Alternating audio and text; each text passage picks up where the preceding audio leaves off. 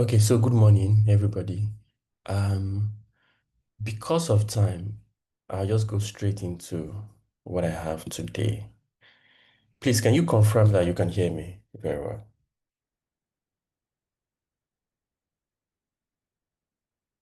Can you confirm? Can anybody confirm? Yes, we can, sir.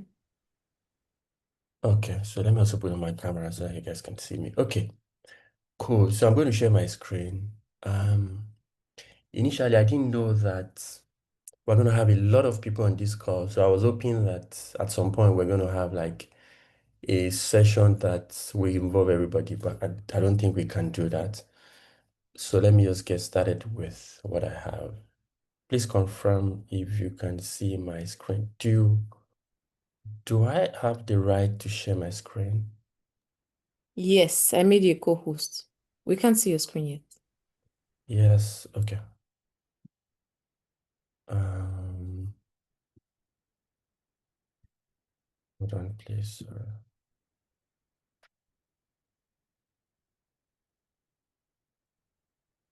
This is not showing properly.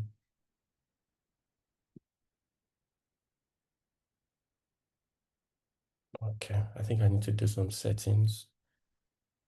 Sorry, 1 minute. Okay.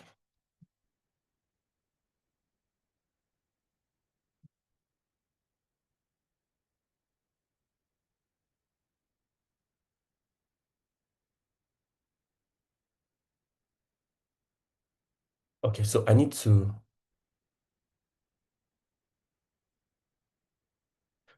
join back. Is that fine? I need to leave and join back. Yes, that's totally fine. Right.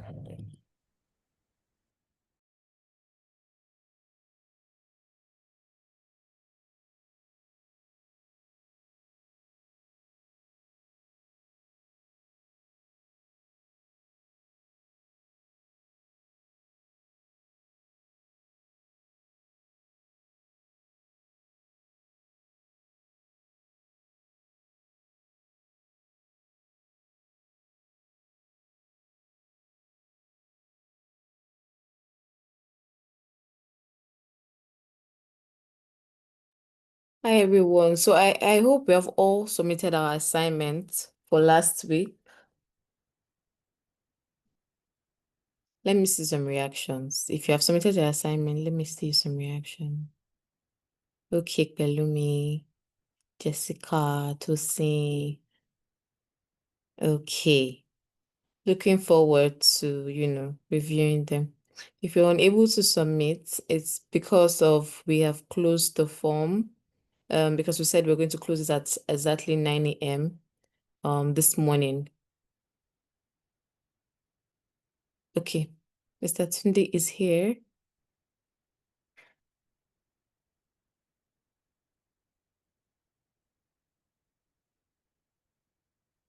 Hi, Mr. Tunde, can you hear me? Okay. Okay, I couldn't Okay. unmute myself initially. Okay, that's fine. All right. So let me then try to share again. Okay. Yeah, I think it's coming up now. Okay, cool. Can you see my screen, everybody?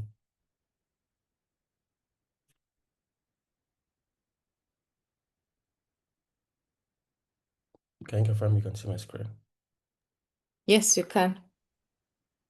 Okay, cool. All right, so I'm just gonna put this. So again, good morning, everybody. Um, so I'm supposed to talk on brand thinking. And I've thought about it multiple times as to the approach to go for this, and I decided to, go a different approach. And you guys are going to see that in the course of the presentation. So let me put this full screen mode. Okay, good.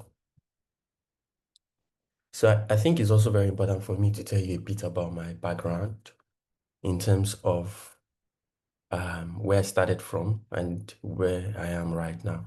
So just for context, I can't see anybody. Just so you want to say something, I can't see, all I can see is my presentation. So yeah, I mean, very early, I started with art. This are like some of my art pieces I did. I think 2008, 2009, 2010. I think the most interesting thing about this is I've always been a very curious person. I've always been someone who is looking for some form of expression. I mean, basically in the creative side of things, right? And for me, that year or those years, they were arts. Both pencil, I think the top right, I made it with pen. The bottom right, I think I made it with charcoal. And the bottom left, I made it with oil paint. These were like very early. I think I was in secondary school. I think SS2 or SS3 that year. But then, the journey of trying to find a means of creative expression continued. And I went ahead and I studied architecture. This picture was taken, I think it's either I was in 200 or in 300 level. Someone wants to say something. I hear the sound right now. Yes, Mr. Zine, I don't think your screen is moving. Oh, no, that's a big problem. No, okay. It's not moving. Let me stop sharing. Okay. So this time, please, can you confirm if, you know what, let me just share.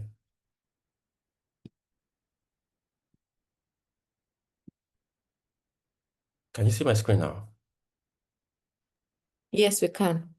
Okay, now let me try to move it full screen mode. Is it moving? Yes, it is. Okay, it's moving now. Okay, good. Yes. Okay, so this was the first slide I was showing, 2010. You guys can see the drawings and the paintings, right? Um, this was around 2008 to 10. And like I said, can you see the next slide, 2013? Just to confirm again. Yes, we can. Okay.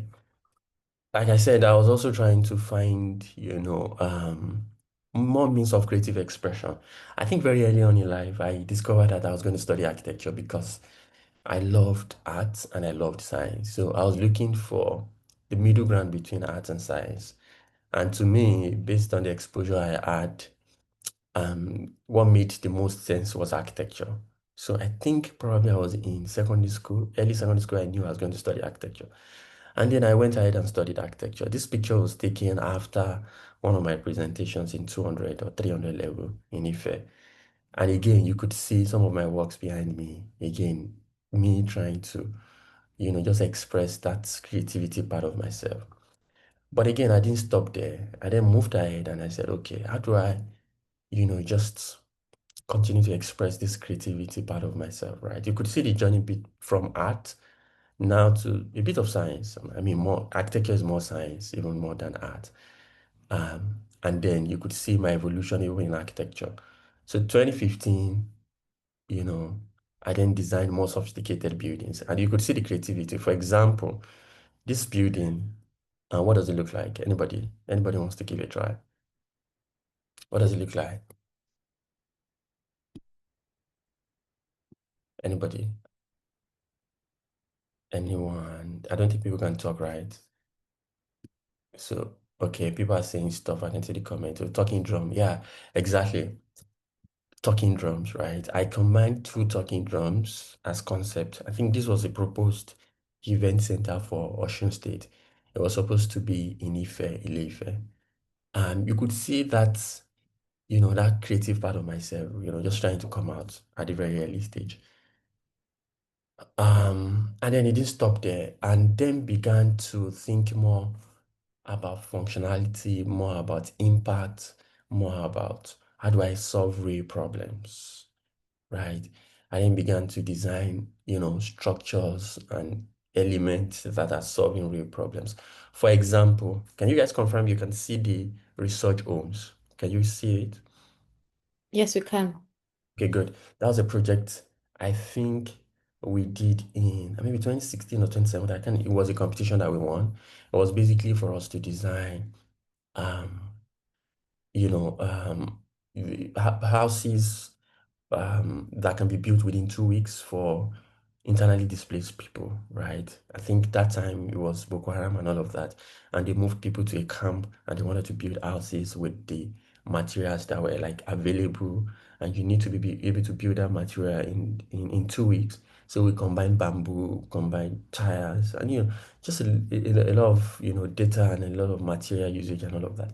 Again, you could see my movement from just this guy trying to trying to be creative now, trying to merge creativity with functionality, right? And you could also now see real life projects. So for example, the project at the bottom, one of the projects I did for Labisi Onabanjo University, and then you see the one by the Rider high-rise building. That was my master's project. You could see my evolution, right? This guy that loves art, this curious guy, from art, he transitioned into architecture. And that's been my journey, right? I needed to lay that foundation. We have a very limited time, and I know we have about 2 hours. So I'm trying to rush through this so that you get every bit of what I want to teach you guys today. Um, so that's a bit of my journey. And I could summarize my experience and my journey in these ways, right? Very early on, I started brand design. That's about 13 or 14 years ago. And then went into architecture. Right, actually, brand design, I stumbled on brand design. I just wanted, I told you guys that I knew I was going to study architecture. I wanted to begin learning things about architecture, tools about architecture very early on in secondary school. And then I stumbled on design. So, okay, I mean, this looks good. And then I started that. Um, so architecture, then product design. So right now, I'm more into strategy and growth, brand strategy, growth strategy, and growth. And on some days, design furniture as well. I usually describe myself in two ways. I think there's depth and there's breadth. The breadth is in my um, versatility in terms of over the years. You could also see that I've moved across many things, and the depth in I've also managed to grow depth in even the multiple things I've been involved in. Today, these are the core things that I do. I founded a company called Mbari. It's for creatives. And also founded a company called Drop. It's a restaurant tech company. Now you could see that now I'm into tech, right? And also um, Studio 8 and Knock. Studio 8 and Knock Studio is basically architecture, interior design studio, and furniture studio. And sometimes you know, design on top that, basically just working with some global brands. So that's it about myself, right? And again, these are some of the brands I've worked with. Okay, now that you know a bit about myself, let me go into the goals of today. The reason why I always start by telling people about myself is so that when I show you some things, right, you have the tendency to, say, okay, I mean, maybe this guy knows what he's talking about, right, based on his experience. So having established that, so let's go into the goals of today. My assignment today is to make sure that these 5 things are achieved. First is I want you guys to know what a brand is, or probably what a brand is not. Then I want you to know what branding does, right? Because I have a sense that a lot of people are familiar with the word brand or branding, but they don't really know what it does to people or brands or businesses or products. And thirdly, I want you to know why brand is very important. Then the fourth thing is I want you to know what makes a great brand. And then how do we build a great brand? Are we good to go? I need you guys to respond. Any questions so far before we fire on? Good to go, right? Okay, cool. Someone already spoke. Okay. So now let's go on. Brand. What's a brand? I need two persons to tell me what you think a brand is. I need two persons. Brand. Anybody? I think someone should just maybe just raise your hand and maybe we're gonna mute you. Joy, can you help me with that? Anybody wants to talk? I need people to talk. Okay, someone raised their hand. Can we unmute the person? I don't know, what's the person? Okay, good morning. Good morning. So a brand to me basically means personality, your Okay. identity. Okay. So to you, a brand is an identity or a personality, right? Okay. Sounds good. Any other person? One more person. What's a brand? Chris, can I speak? Yes. Who is that? Yes, who's that? Okay, this is Christina. Sure, sure. You Sure, can. sure, you can. Okay. From what we've learned so far, a brand is what people think you are. It's not what you are, is what your customers say you are. That's a brand. The Okay. perception that customers have about you. Okay. Okay. So, So yeah, you're correct. All of you are correct, right? Now let's see what I have here. I love to define brand in two ways. The first is a brand is an expression of truth or value of a product, service, organization, or person. Now, um, there are two things here. First, an expression of truth and value. And a brand can be a product, it can be a service, it can be an organization, and it can be a person. So basically, anything basically can become a brand. But what makes it a brand is the ability for that thing to express some form of truth or value. So that's the first definition. Let's hold that on the side. The second definition, which I like so much, is a brand is people's perception or feeling about a product, service, organization, or a person. So this is what a brand is. A brand is internally you trying to express some form of values, and externally people trying to perceive those values rightly. Let me go again. A brand is internally you trying to express some form of values or truth. Then externally, people receiving those values and truth exactly you want them to receive it. That's perception. So it means that what makes a great brand is the ability to align what you're expressing and what people are receiving. And that's how we know a great brand. So it means that a great brand is, yes, perception and feelings, but then a great brand is an orchestration of this perception and feelings from internal. Yeah, they start, it's just like they planned it internally first and they give it to you, and then you are receiving it the exact way they want you to receive it. That's a brand. So, in summary, I love to define that a brand is how people perceive or experience your expression of truth. Now, I love the word experience a lot. So, we can say that a brand is how people perceive, or a brand is how people experience your expression of truth. Because at the end of it, a brand is what people say it is not what you say it is. So, the validation. Oh, my voice is low. Sorry. Is it better now? Is it better? Can you confirm? Okay, good. So the validation of what a brand is usually what people say it is, not what you say it is, right? So when we want to know a good brand, what do? We ask the audience because it is what the audience tell us that they've received. So it means that if the audience are not saying the right thing about the brand, that means we are not doing the great work internally to express it properly. And then branding, to follow that, branding is the process of creating that experience. Now, brand is an expression of truth. Brand is an experience that people feel about a brand.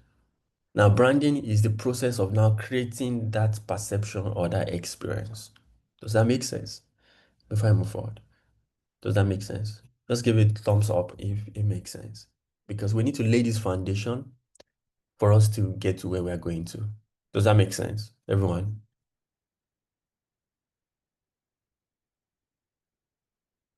We're not moving forward until people respond. Okay. Can I take it again? Okay, good.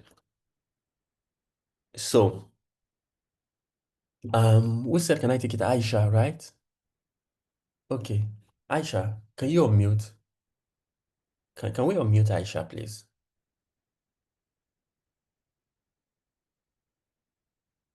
Aisha, can you talk? Aisha, could you please raise your hand so I could see you to Okay, she unmute? can't talk. She can't talk. Can anybody talk? Who wants to represent Aisha here? Anybody? Anybody? We have about 71 people here, so at least one person should be able to represent Okay, Aisha. sorry, good morning. The Yeah. admin has muted me. Oh, who So is now that? I can talk, yes. That's Aisha. Aisha. Okay. Okay, good. Aisha, good. Now you said I should take it again. So I want to use you as a case study, right? Okay. Okay. Um, how do you how do you want how do you want to be seen? How do you want people to experience you? How do you want to be seen? Okay. I think for me, I want to Mm-hmm. be seen as somebody that is capable in a field of work and also somebody that is trustworthy too. Okay. Okay. So you want to show competence. You want people to see you as a competent person. Let's start with Yes. that, right? Good. That is the kind of brand you want for yourself, right? Is that clear? Good. Okay. Now, for people to see you as a capable person or someone with capacity, there are some things you need to show, isn't Yes. it? True. Right? Yes. That's the expression of truth internally, right? And when you Mm. show those things, then people outside will either accept it or not accept it, isn't Mm. it? Right. Yes. For example, if you work in corporate places, some people, the way they show competence is for eye service. They'll just be working on their computer, whereas they are not doing anything. They are just on their computer, right? What they are doing Mm. is that they are trying to express some values, right? Mm. For some workplaces, some people will think, oh, this person is working. So those people are receiving it as, okay, this person is hardworking. Does it make sense? So it means that what they're expressing is aligning with what people are receiving. And it is possible for you to be a very hardworking person and you're not showing it properly. And people will Mm. not think that you're hardworking. Is it possible? Yeah, true. True. That's a good. So what a good branding does is you need to make sure that your expression is rightly received by your audience. Davido wants you to see him as a generous person, isn't it? But Yes. that's why he's an everyman brand. Whiskey wants him to see him as a what? Do you have an idea? Mm. No, not really. As a Okay. star boy. Yeah, sure, definitely. As this fresh premium guy, this guy that is not always available, classy guy, which is why a lot of time his expression will be sometimes he will not post too much on his page because as a classy person, you shouldn't be posting every day, isn't it? Sometimes he will just show something without caption. Go and figure out the caption yourself because he's a classy guy, Mm. right? It's not like the video that will write a whole epistle. Does it make sense now? Yes. Burna Boy wants to be seen as a rebel, someone like an outlaw, right? That's why when Yeah. he's on stage, he will not grieve for you, he will match you and all of that. See, these are people expressing some form of truth because they want you to receive it that way. That's why Burna Boy can call himself Giant of Africa, and Wizkid cannot call himself that, and even Davido cannot call himself that. Does it make sense to you now before we move forward? Yes, it does. Thank you very much. Yeah, good. So let's move forward. Can you guys still see my screen? Can you confirm? Okay. Okay, good. So point one, I've simplified it for you guys. Point one is that a brand is an experience. Agreed? A brand is an experience. I want you guys to hold that somewhere. You guys are going to have access to this presentation, so no worries. That's point one. Now let's go to second thing. What does branding do? What branding does to people or to brands? I want to start with this image. Now these are four materials. There's this fabric by the top left. There's this kicks by the top right. There's this shades by the bottom left, and there's this bag by the bottom right. Now I want three people to tell me how much can you buy what is on the top left, and how much you see last. How much do you think you can buy what is at the top right, and how much do you think you can buy what is at the bottom left? So my question is, how much can you buy each of these items? I want you to give me the value in naira. Anybody? I need three people. So who are the volunteers?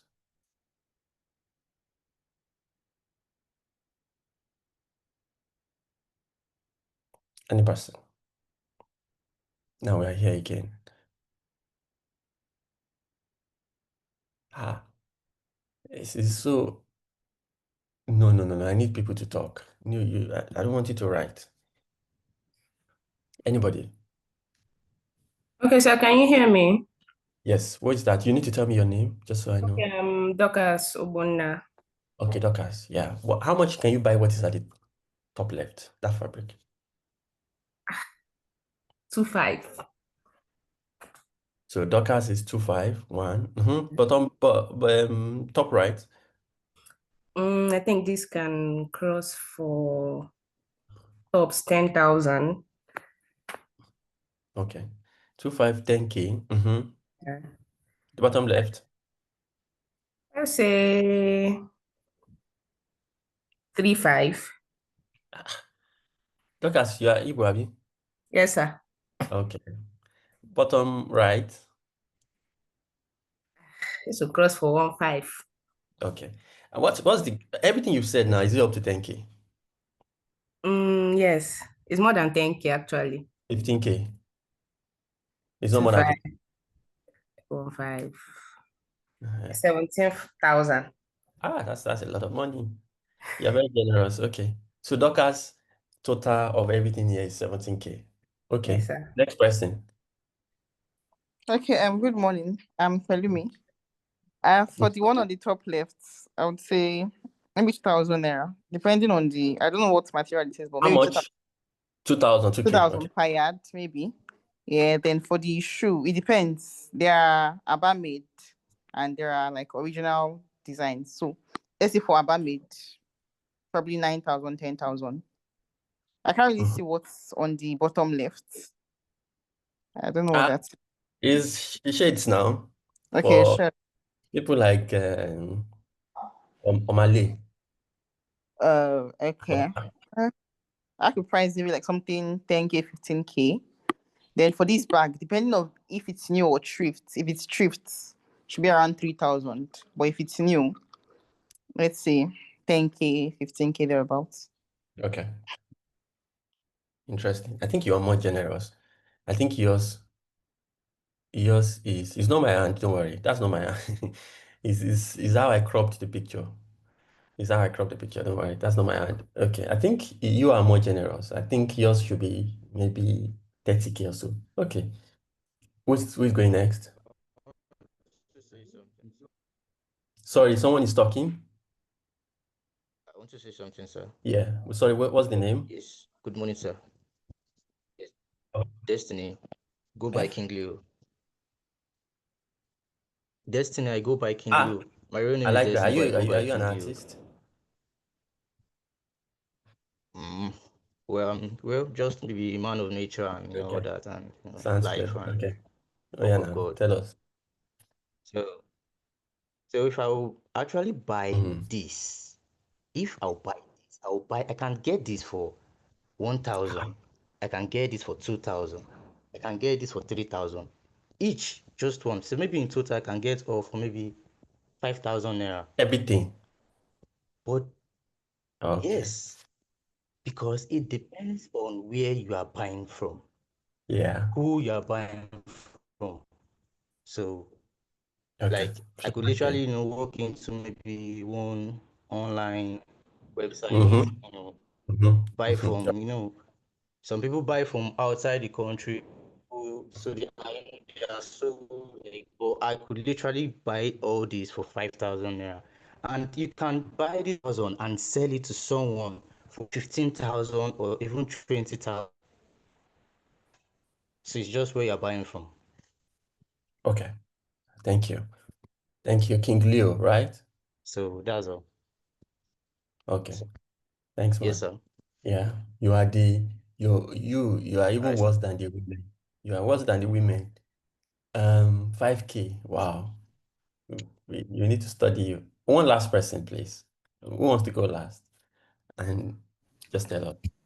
Good day, sir. Good day. What's the name? Okay. My name is Oluwaseun Ogundipe. Okay, sure. Okay. So for the first top left, I would say Mm-hmm. 4,000 or 6,000 because that's what a shirt averagely is now. Mm-hmm.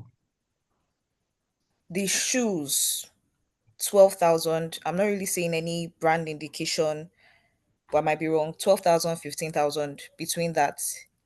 Mm-hmm. The glasses, 106,000. You know the brand? No, I don't.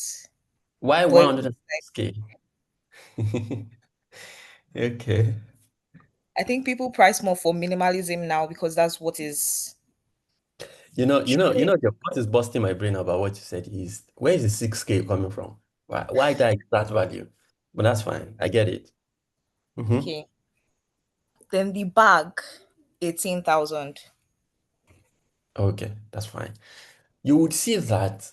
Thank you everyone that answered, right? You could see that we can go all and all, and people will begin to just, based on perception, based on what they think, just give different values to different items, right?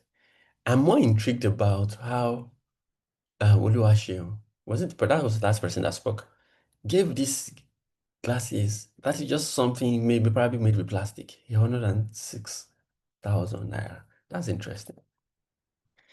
But this is my point. Look at this.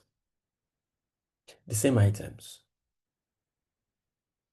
The first is a Chanel. The one at the top right is a Nike.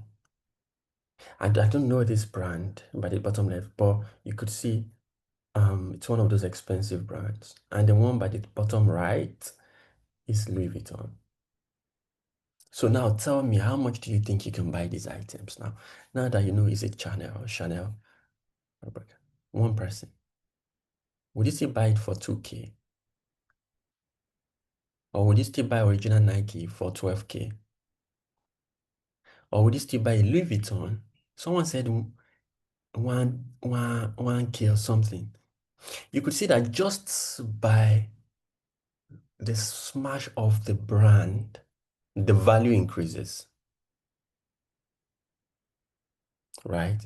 The value increases. You see, it is not even about the item itself, it's about the brand. Remember, the point we're trying to make here is, what does branding do? What does it do? Right? What does it do to product? What does it do to people? And so on and so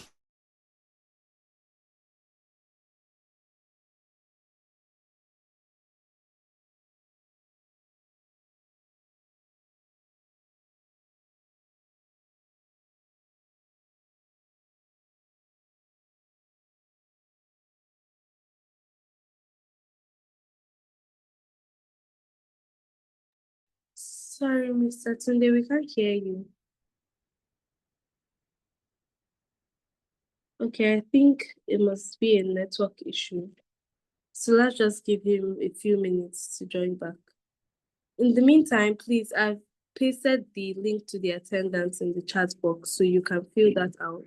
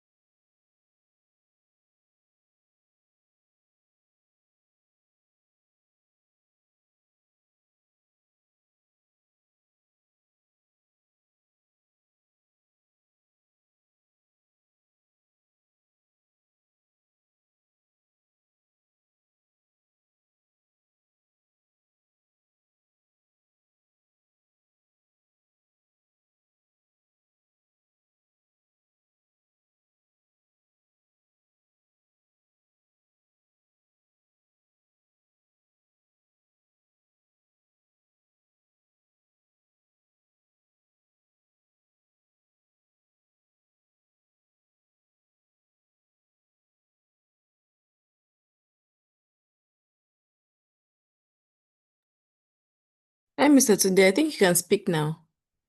Okay, I don't know what happened. Network. The whole thing just logged me out. Okay, I think I'm back. Can you guys see my screen now? Yes, we Can you, can. can you see my screen moving? Yes, we can. Okay, good. So I was saying that every year about $2.7 billion worth of goods are being seized by counterfeit goods are being seized by US customs in 2024. You know what the counterfeit goods mean? It looks like this. Fake. They carry the brand, original brand, but they are not from the original brands. Why do you think these goods are worth 2.7 billion? Because of the brand. Now, will you guys agree with me that essentially brand is about feeling, is about perception? Do we agree now? Because the moment I showed you guys the branding on those items, your perception changed about that thing. Okay, so what does branding, what does it do? It does two things. The first thing is it gives you brand equity, and the second thing is it gives you brand value. And I will explain what this means. Brand equity is the value you hold in the minds of your consumer. And brand value is what that means for the business. So these are two key things that branding does for you as a business or as a product or as a service. For example, brand equity is that love that you have for whiskey. Brand equity is the love you have for the video, right? Brand equity is the love you have for your football club. That's brand equity. It's the value they hold in your minds. And brand value is the impressions, the viewership, the financial implication that comes to them as a brand. So for them as a brand, they are making more money, they are getting more value. For you as a consumer, you love the brand. They take a piece of your mind, which is why when I tell you, why would you pay? So someone was saying, I'll buy maybe the bag. No, let me even ask you, how much would you buy this original Nike? Anybody? One person. How much would you buy original Nike? This one, top right. In fact, I need the person that said 5K. 5K. You said 45? What's that? Or 45,000. Okay. Where's the lady that said she's going to buy everything for 5K? I'll be a guy, sorry.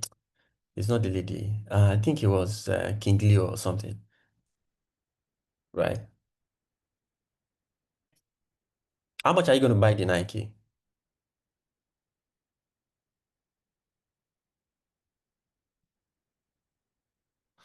Okay. You said Well, 65K. That, at least I'll buy the Nike for 45K or 85,000 original. that is still not original, right? Right.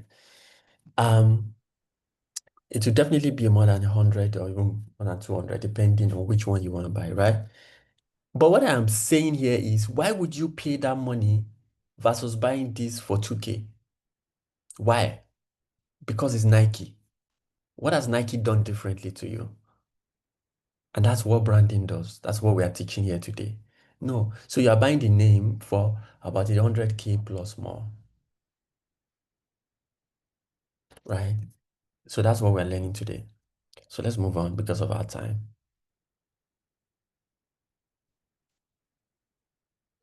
So like I said, what branding does, it gives you brand equity and it gives you brand value. Your head is turning. Is everything fine, Mr. Destiny? Okay, I hope everything is fine. And I've established what brand equity is, and I've established what brand value is. Let me go over it again. Brand equity is the value you hold in the minds of your consumers. It's how loyal they are to you, it's their perception, it's their association with you. But brand value is what you get in return for brand equity. When they are loyal to you, they will buy more from you, isn't it? When they are loyal to you, they will bet on you, right? They will pay more money, just like you guys will pay more for Nike. They will pay more money. So that's the brand value they get in return. And this is what branding does to brands. I love this a lot, right? Can you see? There are two bags here. Can you guys see my screen? Can you guys see the two bags? Maybe, okay, yeah, good. Two bags. The bag I have on the left side is called Hermes bag. I don't know, for some of you that may know the brand, Hermes is one of the most expensive bags in the world. This bag here is this thing, this design that you see, this black thing that you see is $284,000. $284,000 is how much? That's close to about 400 million naira, right? And look at this bag I cropped from Jumia. Is 55,000 naira. You see the power of brand equity. The power of brand equity will give you brand value, because what brand value is to Emmys is they make more money from you. Why? Because they've established brand equity on your side. And brand equity is the fact that they have a share of your mind. Let me bust your brain. It doesn't mean that this bag is better than the one they make in Abba also. Right? It doesn't mean, I mean, you look at the design. It looks like some, for this design. I don't even like this design. That's why I picked it, because I'm wondering that why would I buy this bag with for that amount of money and the design just looks very funny. But people are buying this. Why? Because there's brand equity that they have in the minds of their consumers. And what that does is that consumers, when they love you, they will patronize you. When they can resonate with you, they will patronize you. Which is why a lot of you use iPhone. Some of you, I'm very sure that if I tell you that you should tell me why you use an iPhone, you will say different things that you can find even better things maybe with other phones. For example, some of you will talk about camera. I don't think iPhone has the best camera. I think Google Pixel has the best camera. But you won't go for Google Pixel. Why? Because what does iPhone do to you? What does it do? Anybody? Anybody that uses an iPhone, what does it do? So if you want to talk, just raise your hand. That's the best way to unmute you. Okay, so for iPhone, I think it's just the feeling of being among. Great. You see, feeling. Because of feeling, this woman will pay more money for an item. So does it make sense to you now that what branding does to you is it gives you that brand equity, that share of mind, right? And in turn, iPhone is making tons of billions of dollars. Okay, so point two, branding increases your worth emotionally and financially. I'm talking about the business or the product now. Point one was what? Anybody remember point one? Anybody? Okay. You people are forgetting. Brand is an experience. Great. Brand is an experience. Point two is what? Now, branding increases your worth, both emotionally and financially. So when you question yourself why you love some brands so much, it's because they've increases their emotional worth on your side. Some of you support like a football club. You don't know why this is just Messi or Ronaldo or something, and you can just almost go physical with people because of that. Why? That's emotional connection, and that's what branding does. And you know what's interesting about branding is even when the brand is going down, people are ready to go down with you. You've built a level of loyalty with your customer that they are loyal to you even when you're going down. I remember very well that Apple had an issue with, I think it's their MacBook, the Mac 2021 and 2018. One has screen issues, one has keyboard issues. And you know what people did? People still bought it. Why? Because why? It's Apple. They've built that connection that even when things are not so perfect on the product side, people are still loyal to you. Right? And which is why a lot of time, people that don't build brands and they build product, they fail. And I'm going, how about BlackBerry? BlackBerry built a product, not a brand. We'll go to what's the difference, right? Brand is about storytelling. Is this you don't sell features, you sell emotions. For example, Apple sells convenience. Apple will sell experience. Apple will sell confidence. What BlackBerry was selling all of those things. Oh, you can do this, you can do that. No, it is not about what you can do. It's about what you make people feel with what you have. And it's about you being able to tell that story because it is in the story that you connect emotionally with people. Point two made. So why is branding important? Branding is important because of three things. The first is people have too many choices and very little time to make choices. The second is most offerings have similar quality than features. And the third is we tend to base our buying choices on trust. Let's go with the first one. People have too many choices and too little time to make choices. If you want to buy, if you want to buy a phone, for example, how do you make your selection? Anybody wants to? Well, just raise your hand. How do you make your selection?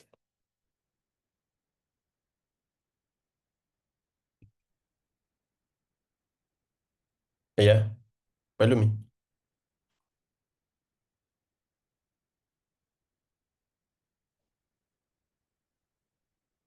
Can you please unmute Pelumi or someone?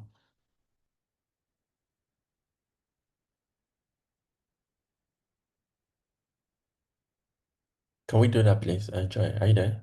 Okay, yes, I'm here. Okay, so if I want to purchase a phone, Mm-hmm. I think the first thing I would look at is the space because of the kind of work I do.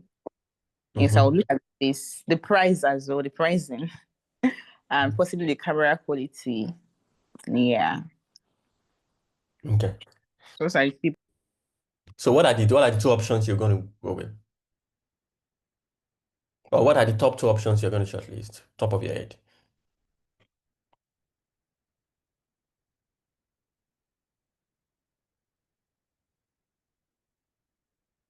Hmm? What do you mean? Okay, sorry, I was muted. Okay, so the two top options actually, number one is the pricing. Because some No, people give me spend two brands. Give me two brands. two brands. Mm-hmm. Sorry, I don't think I understand that question. Okay, so you said you want to buy phone, right? Yes. Yes. And then you have your criteria. You've told me your criteria right now, right? Yes. So when you get to the market, what are the two brands? Do you have any two brands in mind that you will shortlist to make a choice between these two brands? You know, there are different. Mm, Do you have any two brands based on your I would experience? Hmm? experience, yes. I would say Redmi Mm-hmm. and possibly iPhone. Okay.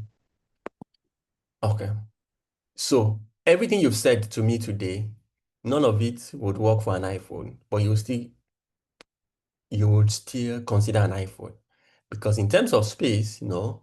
In terms of camera, yeah, but not the best camera. In terms of what else, what other criteria did you say? Are you all of those criteria? My point is that what takes an a business or a product or whatever to the front of options is branding. It first makes people consider you as an option. That's what I am saying. Because what branding does is you've told your story and you've connected with people on the basis of your story to the extent that they begin to consider you. Remember, people have too many choices. You know, everybody, you are facing life challenges. You have different things about life. You don't have the luxury to, you know how many phone brands that we have. You know how many fintechs that we have. You will know how many banks that we have. We have many banks. How do you make your choices when it comes to banks? How do you make your choices when it comes to different brands that you use every day? Because there are hundreds, even if not thousands of options to pick from. And you have very little time because you don't care about them particularly. What you care is your own need. So that's number one reason why people need branding. It takes them to the top of the options that are needed. The second thing is not that you have many choices, but there are many brands doing the same thing. For example, iPhone and Samsung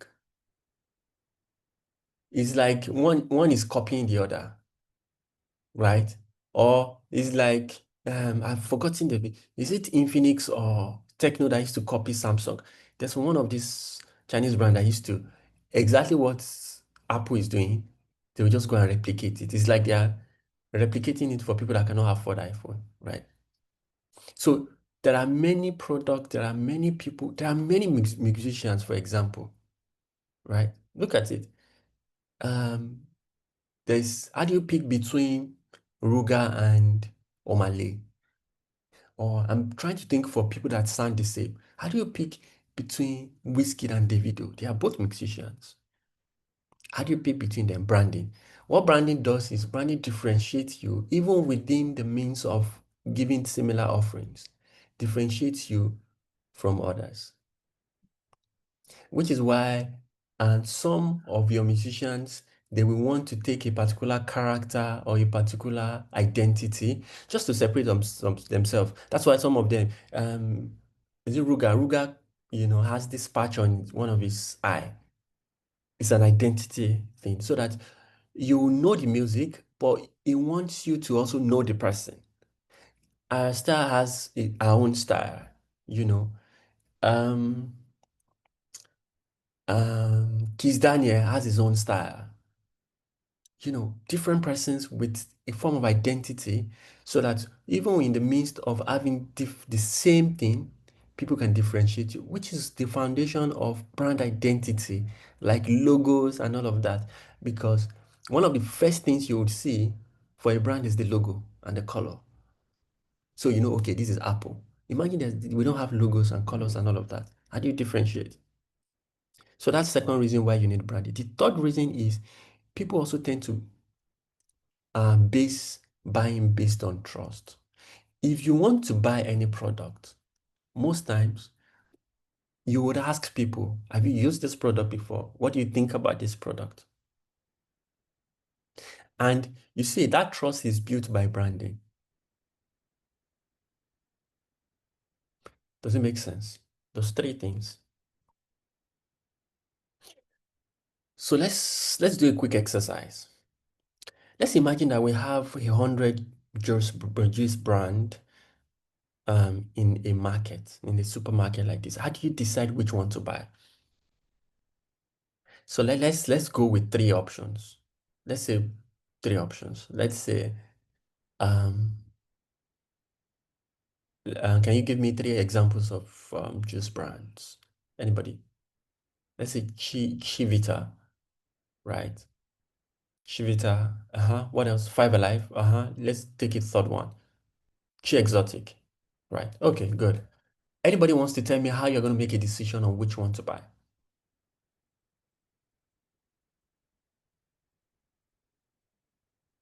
Anybody? Can we unmute those people?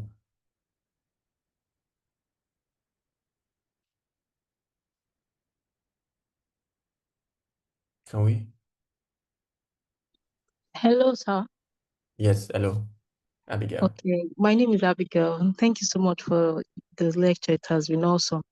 For me, particularly, I would want to go for the ones I'm used to, like um, Chi Exotic, Hollandia brands, Okay. and Five Alive. I'll stay within those ones I'm really conversant with, and their names I'm already used to day by day. Okay, good. That's excellent. Don't, okay, you've admitted yourself, that's fine. Now, she's going based on trust. Can you remember the third thing we said? We said people buy based on trust. So she's going based on trust, right? Which is excellent. It made my third point. But let's imagine that you've never tasted any of these brands. How do you make your choice? I need another person. You've not tasted any of these three. You don't have any experience with these three. How do you make your choice?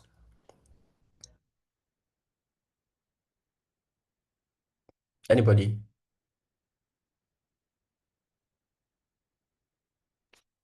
Can we be very fast about it because we have a long way to go? Okay, sorry, good morning. Go ahead, good morning. I think for me, if like I'm not conversant with any of these brands, I think they are like the image that is on their pack, like how inviting it is. I think that will count too. Okay. So you are going based on packaging. We'll call it the how unique it is on shelf. So that when you are going through the aisle of a supermarket, which one of the packages will catch your attention, right? What does that do?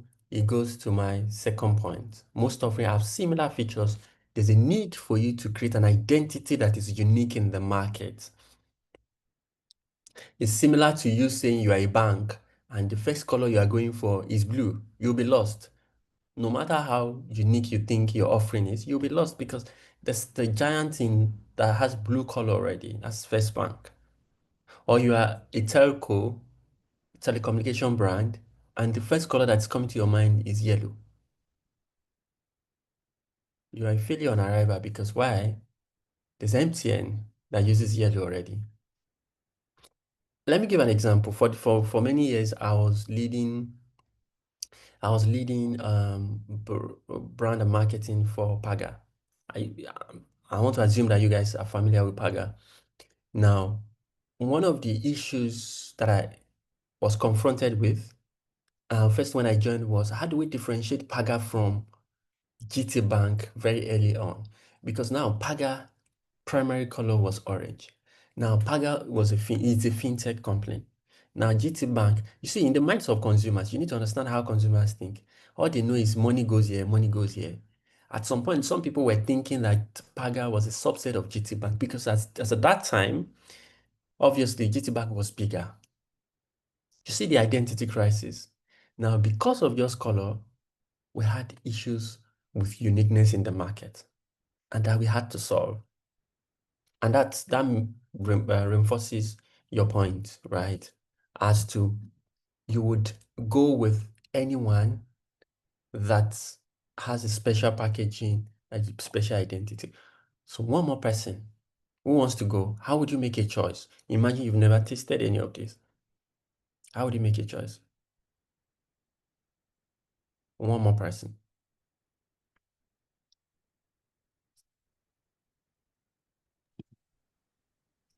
Okay, okay, sir.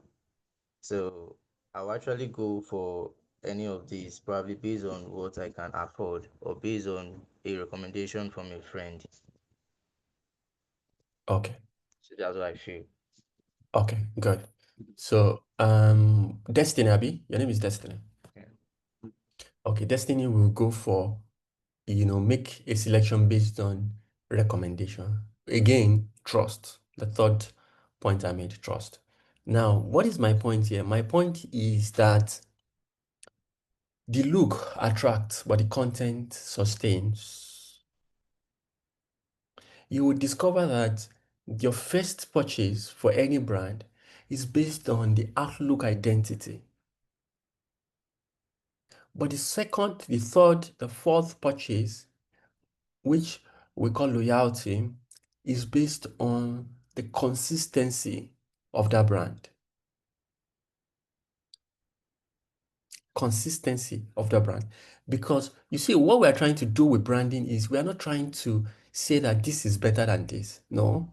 We're saying that this is this, but the way it is consistent with what it is. So we're not saying that Naira Marley is worse than Kiss Daniel. No. Because Naira Marley has his own audience. And we're not saying that Wizkid is better than Portable. No, no, no, no. Portable has his own audience. But we're saying that what makes Portable great is his consistency in being Portable. Or what makes, have you guys seen, when you're on the street, have you seen keke people? Those things that you think are not good brands for you, they are great brands. Have you seen the level of loyalty for those keke people where they will have portable this thing? Or all these Fuji people on their tricycle. That's the power of loyalty. That's what some of the posh and the sophisticated people that you think are a better brand. That's one of the things they have not been able to achieve, which is called brand loyalty. Okay, good. There's always this argument between Coke and Pepsi. So, anybody, who is Coke, who is Pepsi? Just in the comment section, just write Coke, Pepsi. Anyone? Okay. Okay. Okay. Okay.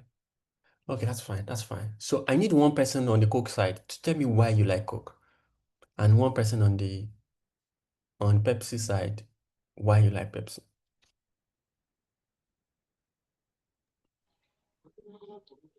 Hey, Hello, hello. I am. Yeah. Mm, Yes, who's talking? Okay, This is Coke. I prefer Coke in a way. Who is that? Who's talking? Abigail. Abigail, yes, sir. Abigail. Hello, yeah. I prefer Coke because I think Coke has this unique taste that I just can't really I can't explain, but there's this unique taste that Coke has. Okay. So yeah. Okay, good. Pepsi. Anybody? Who is representing the team Pepsi?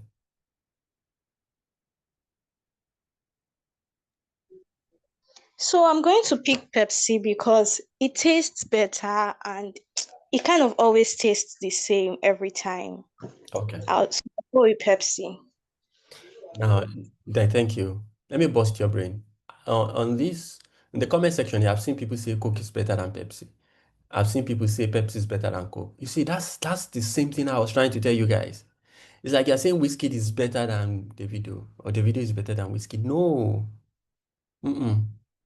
Those are two different brands with two different target audience, right? And you see, the point I want to make here is there's something about brands that have gotten branding right that you cannot explain why you are loyal to them. And that's what I want to teach you today. Is the magic side of brands. That's the reason why your football club, you just love it. Like you can almost kill someone and say, guy, don't talk about my football club like that. And that's why you can go at Whiskey FC. The people are not fighting, oh. The main people are not fighting, but the fans are fighting. Why?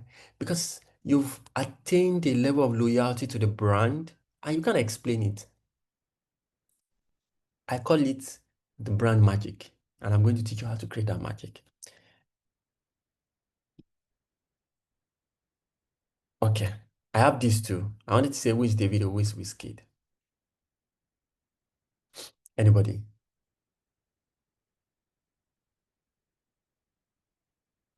Anybody? Wizkid? None? Okay. If for some of you that are none, tell me which one.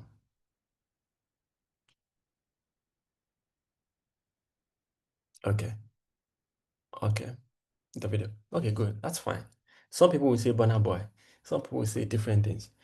Now, the reason why I'm showing you this is because one of the reasons why you are connected emotionally with any brand is because you can resonate with that brand.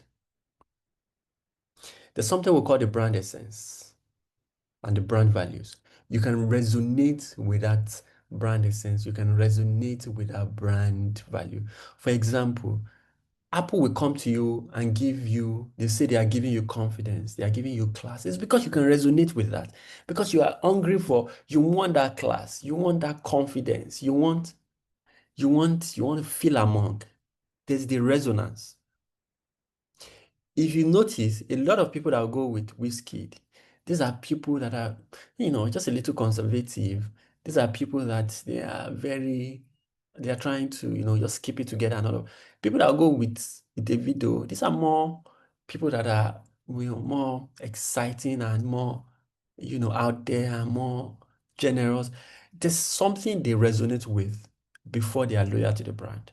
My point here is there's resonance before there can be loyalty. So let's make point 3 with everything we've been saying. Branding is the reason why you choose a brand over the other. Simple. What does that mean? Branding is the reason why you are loyal to one brand over the other. Can we recap again? What's point 1? Brand is an experience. What's point 2? Anybody? Point 2. You can write it. Point 2, point 2, point 2. What's my point 2? Okay, point 2 is branding increases your worth emotionally and financially. Okay, good. Point 3 is what? Point 3 is branding is the reason why you choose a brand over another brand. Excellent. Good. So we can just summarize and say that a brand is an expression.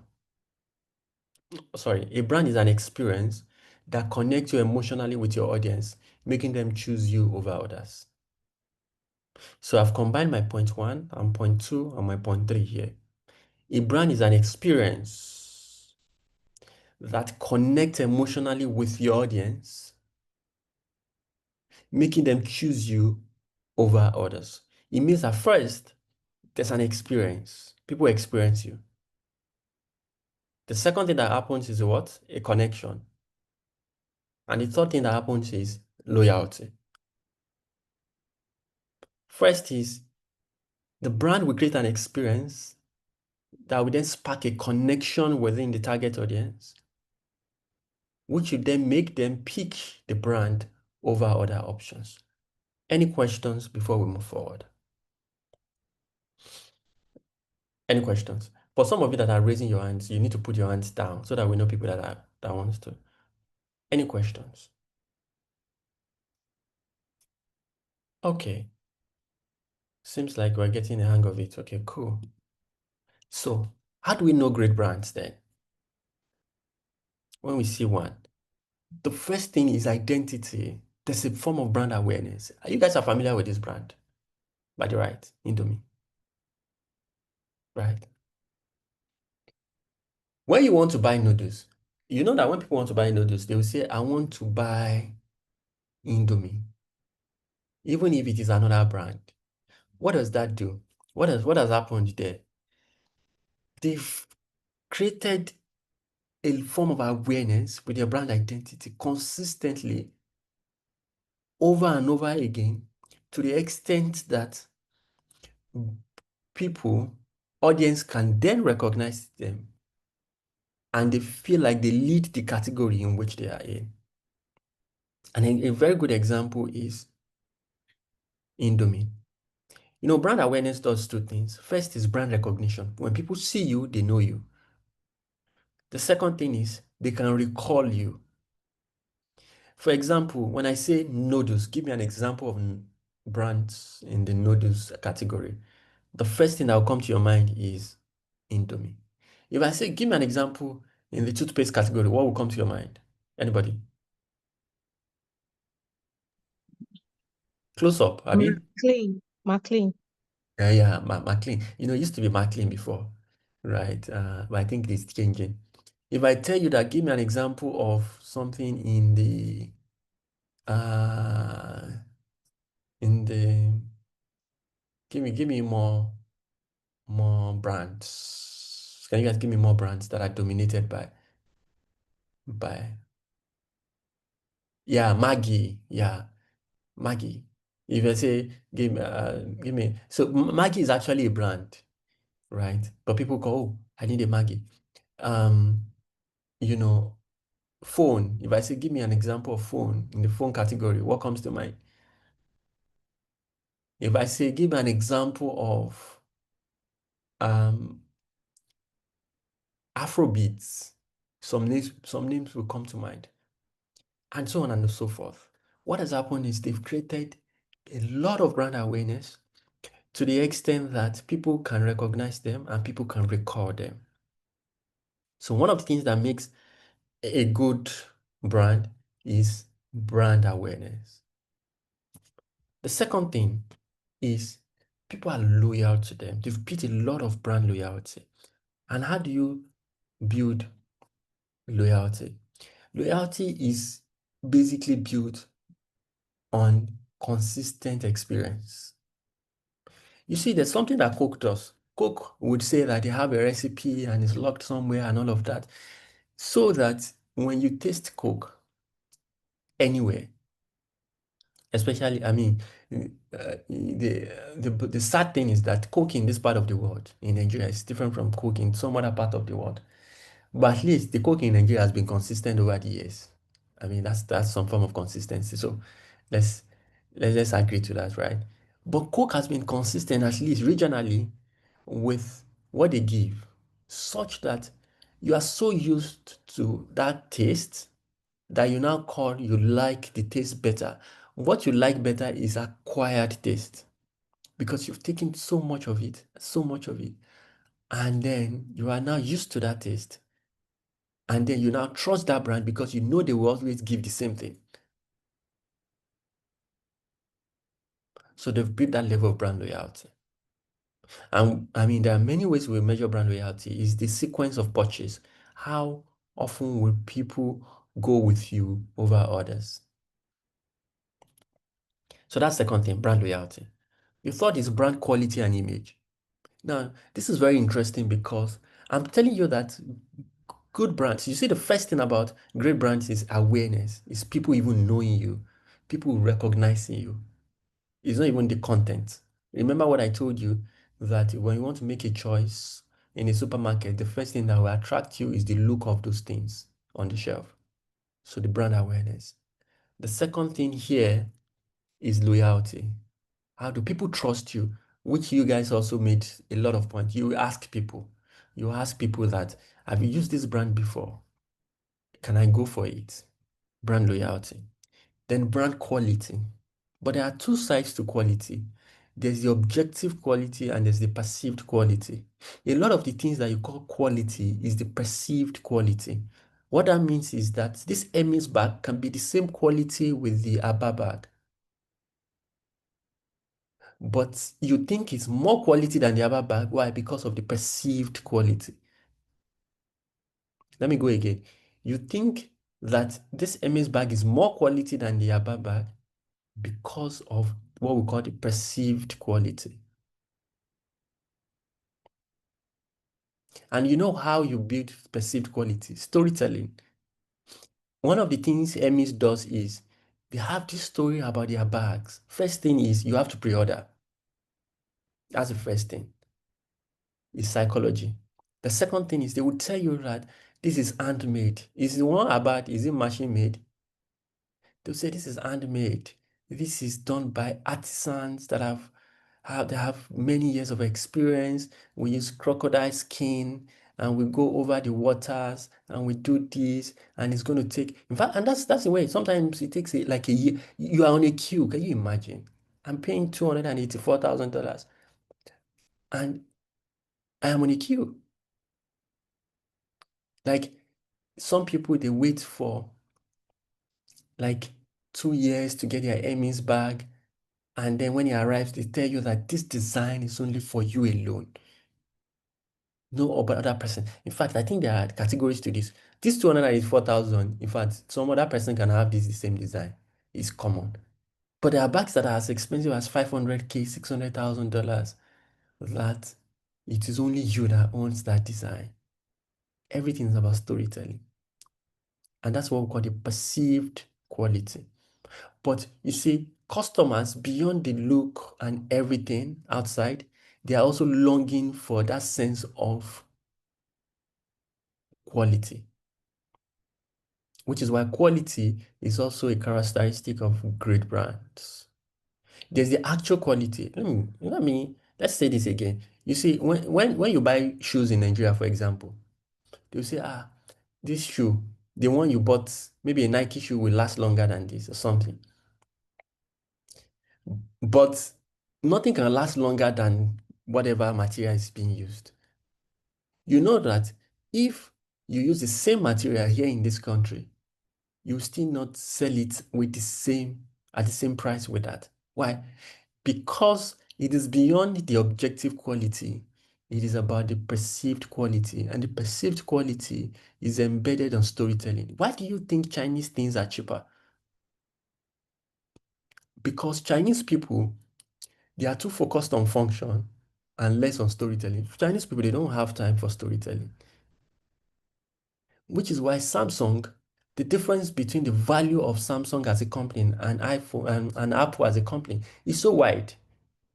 Apple is the most valued company in the world. And I kid you not, Samsung, they are doing more work than Apple. In fact, I think I heard that there are some component of iPhone that is being done by Samsung. Yeah, Asian people, I meant. Right? But you see why? Because it is not enough for you to be hardworking. It is not enough for you to show function. People buy based on emotions. Some of you will see quality things, but because it is cheaper and you think something more expensive is more quality, that's perceived quality. Good. Then move on. The fourth thing that makes a good brand is brand association. Association means that how can people connect with you? When Nike comes, one of the values of Nike is their slogan, which is what? Just do it.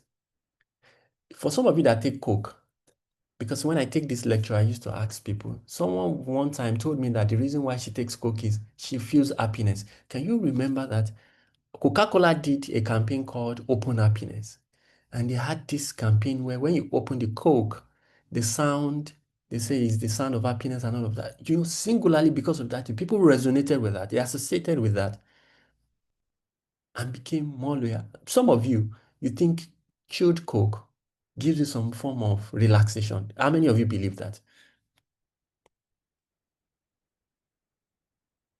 You see? And your chilled Zobo doesn't do the same. The Zobo that you bought for 500 naira, it doesn't do the same. That's the power of brand association. And you see, brand association is based on the essence you are putting out there. The essence in the sense that what's your brand essence? What is your slogan? Right? Apple will say think different. Nike will say just do it. And so on and so forth. That level of association psychologically connects people with you. And the last thing is the brand benefits or the brand value you are actually giving to your customer. Because great brands, they don't only do the outlooks or they look good, they have good slogan, they have good brand values, and they have perceived quality and all of that. They actually give benefits to people. It means that you will not be using iPhone, no matter how good they've been doing, if you want to make a call and you cannot make a call. If your iPhone is not coming up, you will not be using iPhone. It means that still embedded in that is the benefit, functional benefit that people can get from you. Any questions before we move forward? Any questions?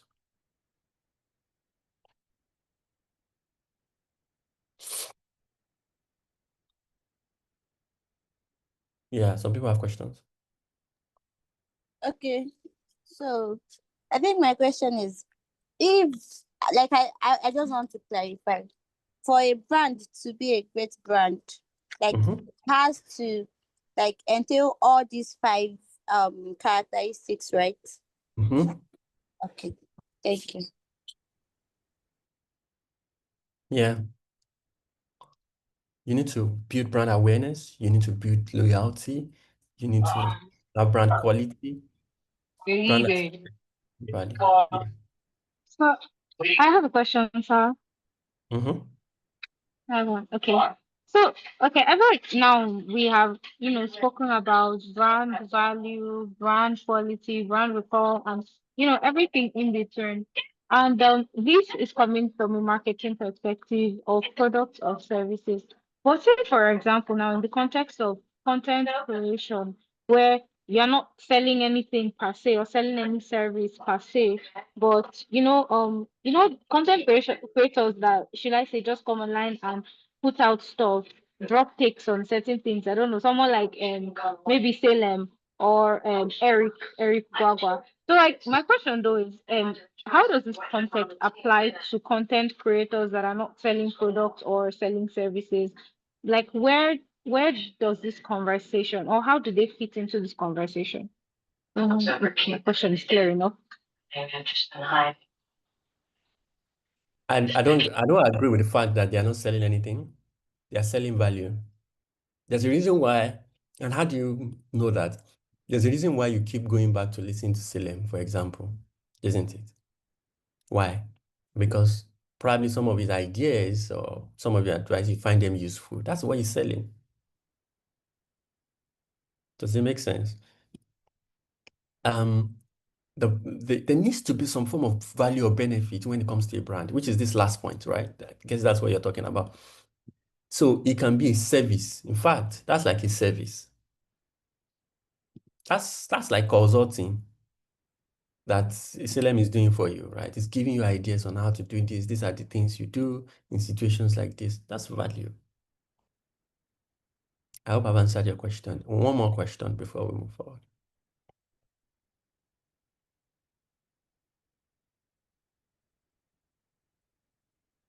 One more question. One more question. Okay, thank you very much.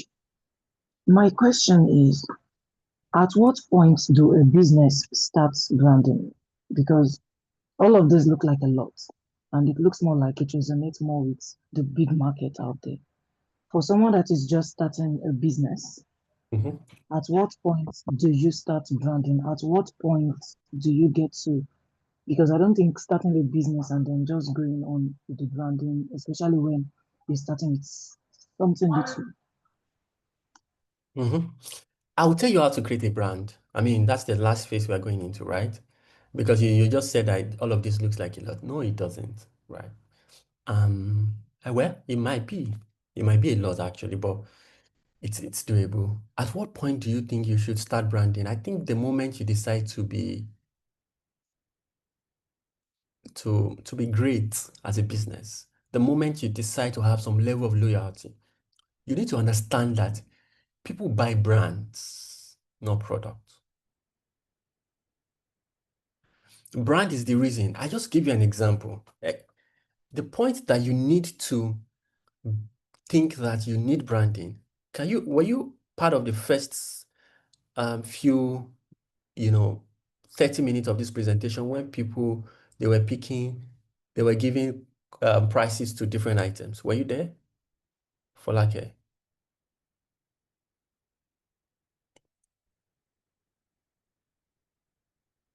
okay. So you see what just by branding, you see what you did to that thing. That's the point you should decide. You are with me for Yes, like a that's the point you would yeah, decide that you need branding. Because what branding does is it increases your brand equity, remember, and your brand value. So the moment you decide that you want to scale, you want to grow, you want more loyalty, then you should go into branding. I showed you 4 items that were not branded.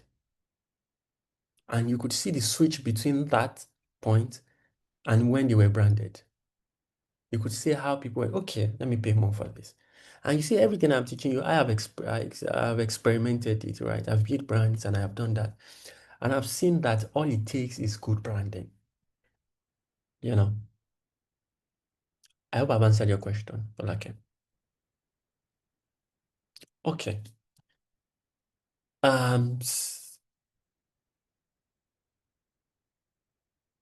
Someone said I have a question. So please, I understand what they said. I want to expand their question. You want to say something, Destiny? I just allow you to speak before Destiny.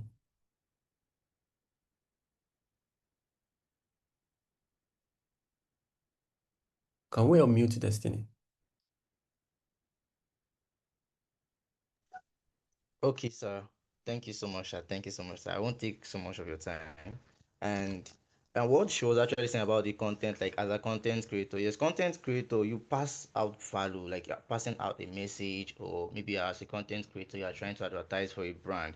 And you know, and advertising for a brand, you actually like there's actually a value behind it. And in terms of the coming up as a business person, and you cannot you don't know how, or maybe you're scared of maybe meeting up with the bigger brands, the big, or the ones that have the big audience, the ones that have the big platform. That's why I feel it is the brand. Instead, the brand carries the loyalty, the like the quality, the storytelling, the association, the value, and the benefits. And so right now, the only thing that I just understand about this thing is just there is a way to go about it. Like there is a way to go about it. That's why we have all the AI and everything. That is a major reason why we are going into the advanced level. Like we're going into the future.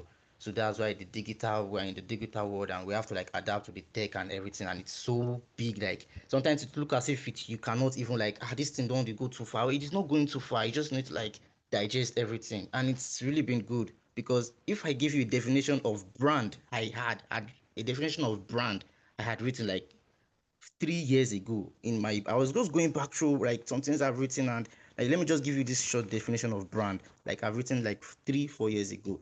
And this my definition goes like this: like it's a mission. A brand is a mission.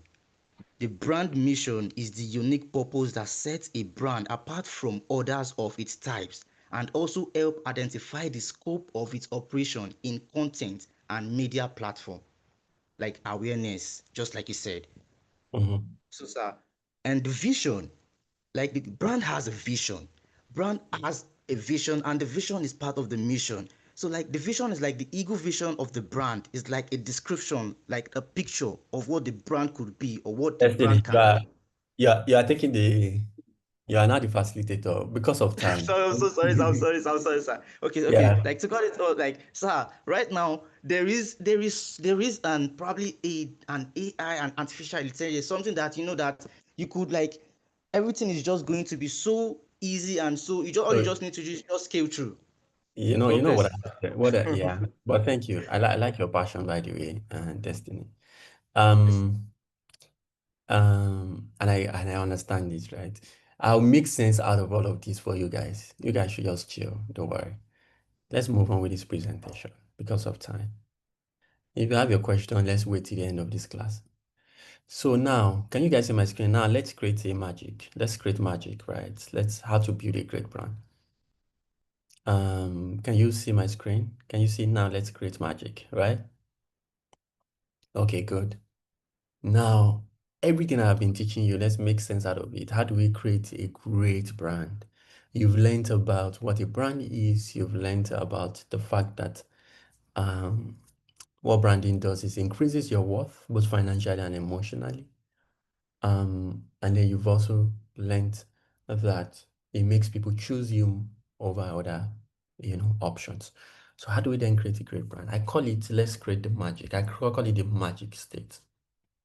But you see, for every magic, there's a logic behind it. So you see, for everything that you think, all those brands that you think you are connected with, for some of you that love Silent King, or some of you that love, some of your content creators, or some of you that love that musician, or that person, or, XYZ, and you cannot explain why, you see, for that magic that you feel, there's a logic behind it. So what I'm here to tell you is the logic and the magic is what we call the brand experience. When a lot of time when I teach this, I love to I mean, this is like a boot camp, so we're trying to compress everything in one place, right? And I'm hoping that maybe after this session, you guys will just go take these slides and, make sense out of it and take some time to digest it. This is something that could have taken maybe weeks or so, but I'll try my best to work at you guys' pace. First thing I need you to understand is that for every great brand experience, There's the logic side and there's the magic side. The magic is what people see and they're excited. They say, wow, wow, oh, I love Apple, I love this. But you see, nothing is really magical except things from God that we cannot explain. But everything you see on this earth, there's a logic behind it. When you send something through Bluetooth for a novice, they will say, how did this move from here to here? But they will tell you the logic behind it. So there's a logic. So what is the logic behind great brand? For summary, the logic is all of this. And I'm sure that some of you are familiar with this. I'll try to just talk through some of these things. The first is brand essence, which is always the beginning of every brand. I'll come back to brand essence. The second is vision, which my co-facilitator already started talking about, Destiny. There's a vision, there's a mission, there's the target audience and personas, there's the positioning, there's archetype, there's tagline, and there's core values. These are the logic side of things. And when you tell people that they should talk about brands and all of that, they only talk about this logic part. They don't even go to the magic part, which is the interesting part for me, right? But let's deal with the logic first. What is brand essence? Someone is writing something on the screen. What is happening? Please stop writing on the screen, please. So let's start with the brand essence. Brand essence is why a brand exists. That's simple. Why does it exist? Usually, I love to say that your brand essence is beyond your offering. It is what you are called to do. And I'll give a very good example. I told you guys that I used to work at Paga. And at Paga, for some of you that are familiar with Paga, Paga is a fintech company. And you know what fintech is about? It's about payment and all of that. But you see, our brand essence was making life possible. What do you notice? First, there's nothing about payments. It's about the essence, why we exist. Your essence is supposed to be big enough to encompass everything that you've done, that you are doing, and that you ever do. For example, Apaga, because our essence is making life possible, then payment is one of the ways we can make life possible for people, isn't it? That's payment for consumers. And then we then decided that, okay, how do we make payment possible for businesses, merchants? Then we launched a product called Doroki, also aligned with our brand essence of what? Making life possible. And then we said, okay, we need to launch a product on remittance. How do we ensure that people can pay cross-border payment and all of that? Because that is also aligned with what? Making life possible. If you want to go into partnership or ambassadorship, can you give me an example of influencers that we can take as ambassadors? Anybody? Anybody wants to give me an example of based on this brand essence? Yeah, Destiny.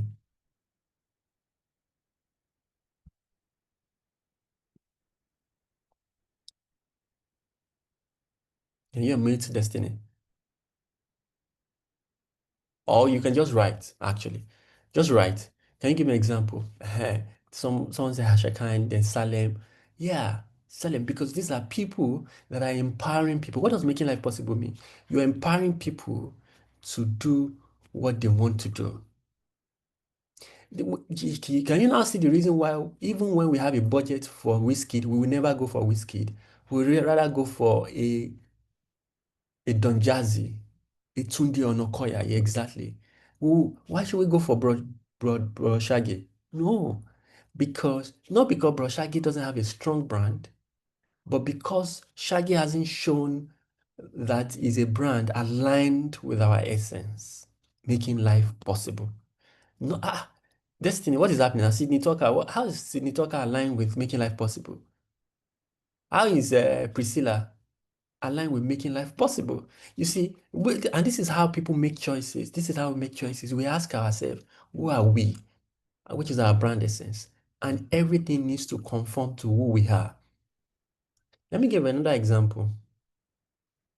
Um, Dofil, the brand that has Indomie and all of that, the instant satisfaction.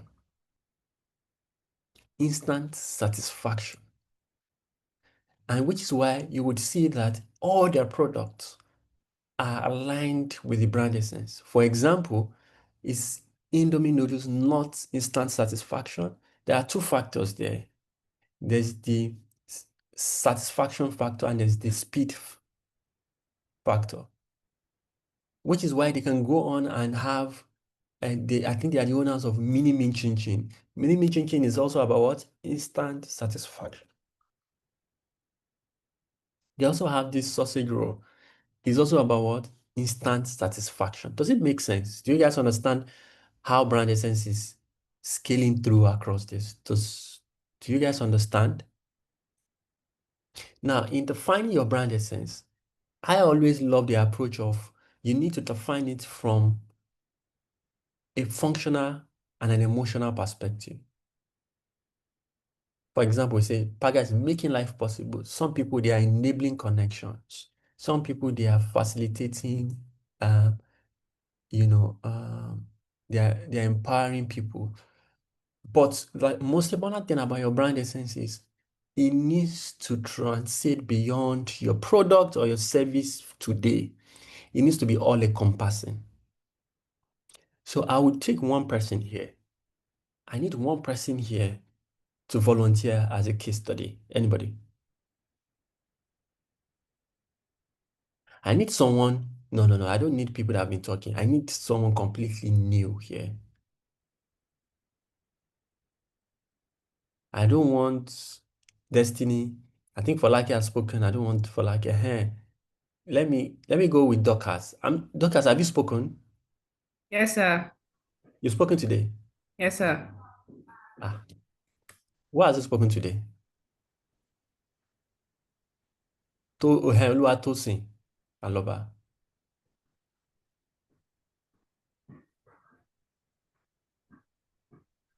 Tosin, before we take this thing away from you, talk. Oh. Okay, Tosin is not ready. It's like we go back with Dorcas. Dorcas, I think you are ever ready. Yes, sir. Okay, good. So we are going to take you as a case study. Okay. Now, let's define your brand essence. Now, we are taking Esther as a brand. Does it make sense? Now, let's Okay. define your brand essence. Why do you think you exist? Um, okay. Personally, into helping young girls and ladies find their feet in tech and all of that. So that is basically what I work and live for. Okay, so can we say that your essence is enable? No, so look at these options: enabling purpose, um, connecting opportunities, um, empowering people. Which of these three do you think aligns? Mm, Or which one do you want to go with? Anyone let's say else? enabling purpose. Okay. Mr. Destiny is helping you empowering young women. Is Young that what? woman, that works too. That works too. Okay. So you want it to be about young women. You will never do young men. I'm focused on women. That's why you exist. Yes. Okay.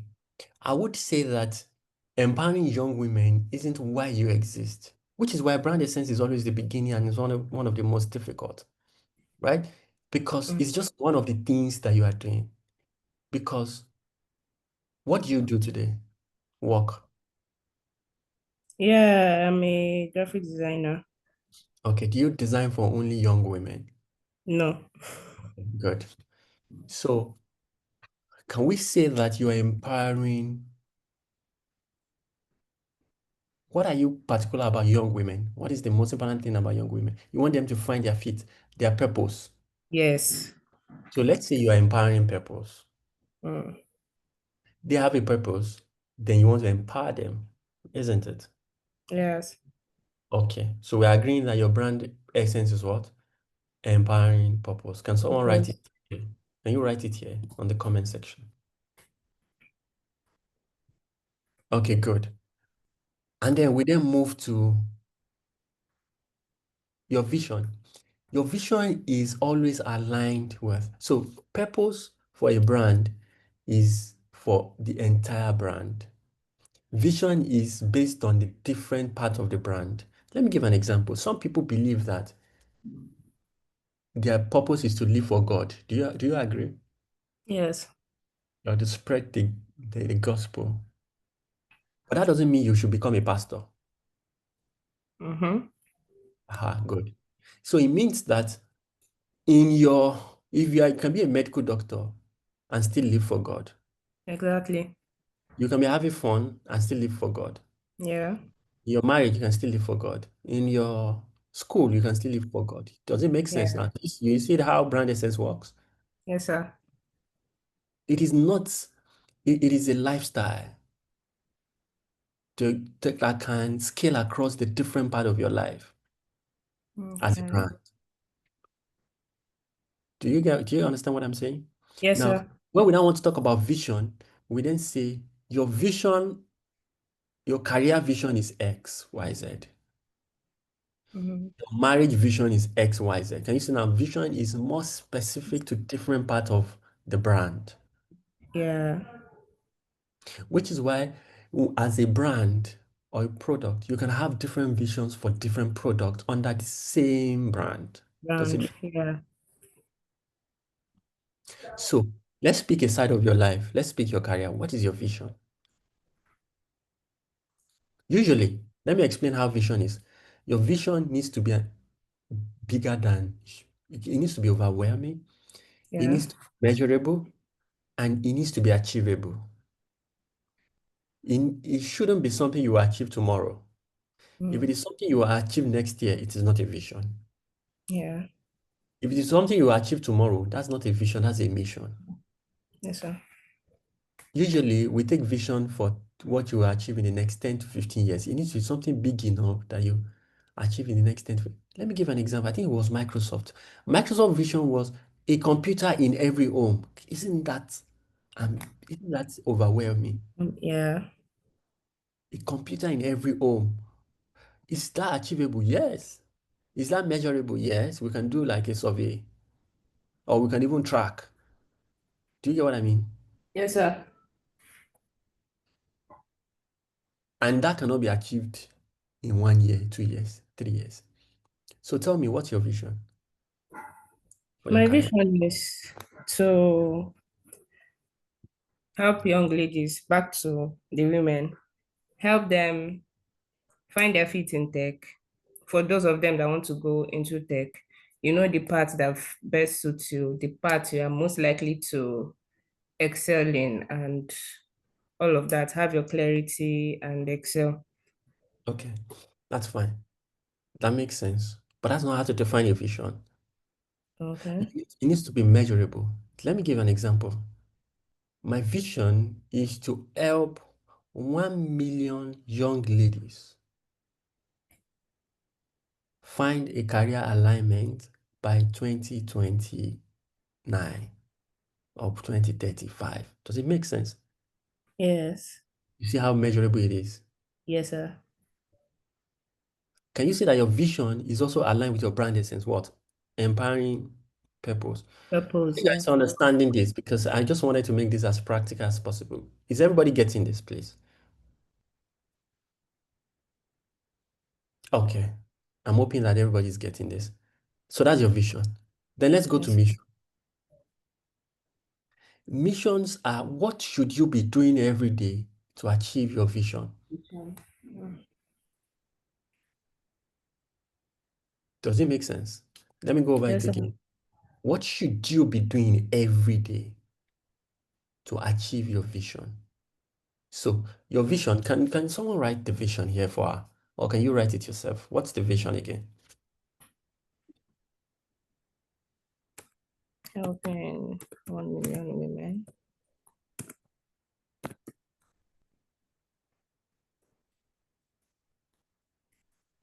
Okay, have you written it? Yes, sir. I'm on it.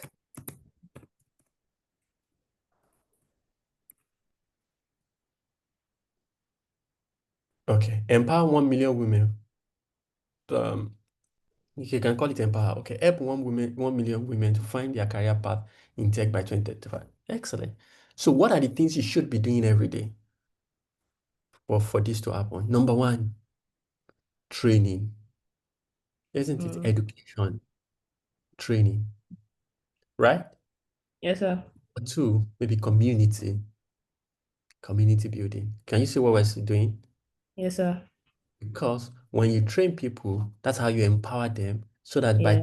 2035, they will be empowered. They will find their path, right?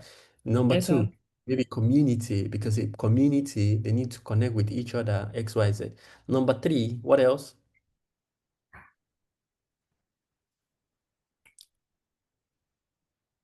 What else?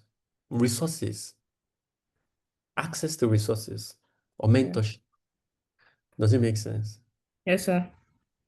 So write that. So that's your mission statements. Those are your mission statements.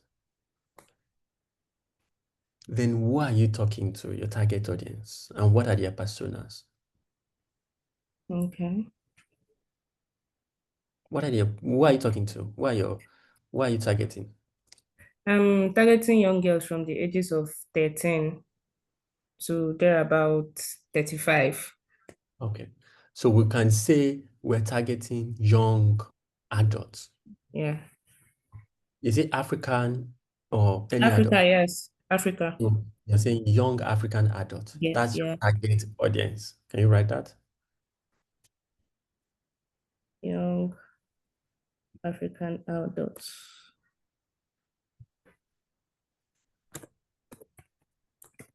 Young African woman. No, you need to put woman or women. You need to put the gender because you're not targeting men now. Young. African adult that are women.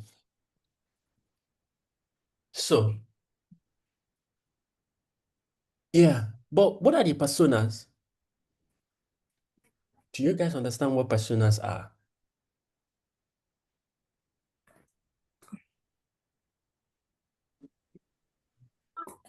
Do you guys understand what personas are? Oh, you guys have been taught personas, right? Excellent. So, tell me, since you guys have been taught, tell me what are the personas under your target audience?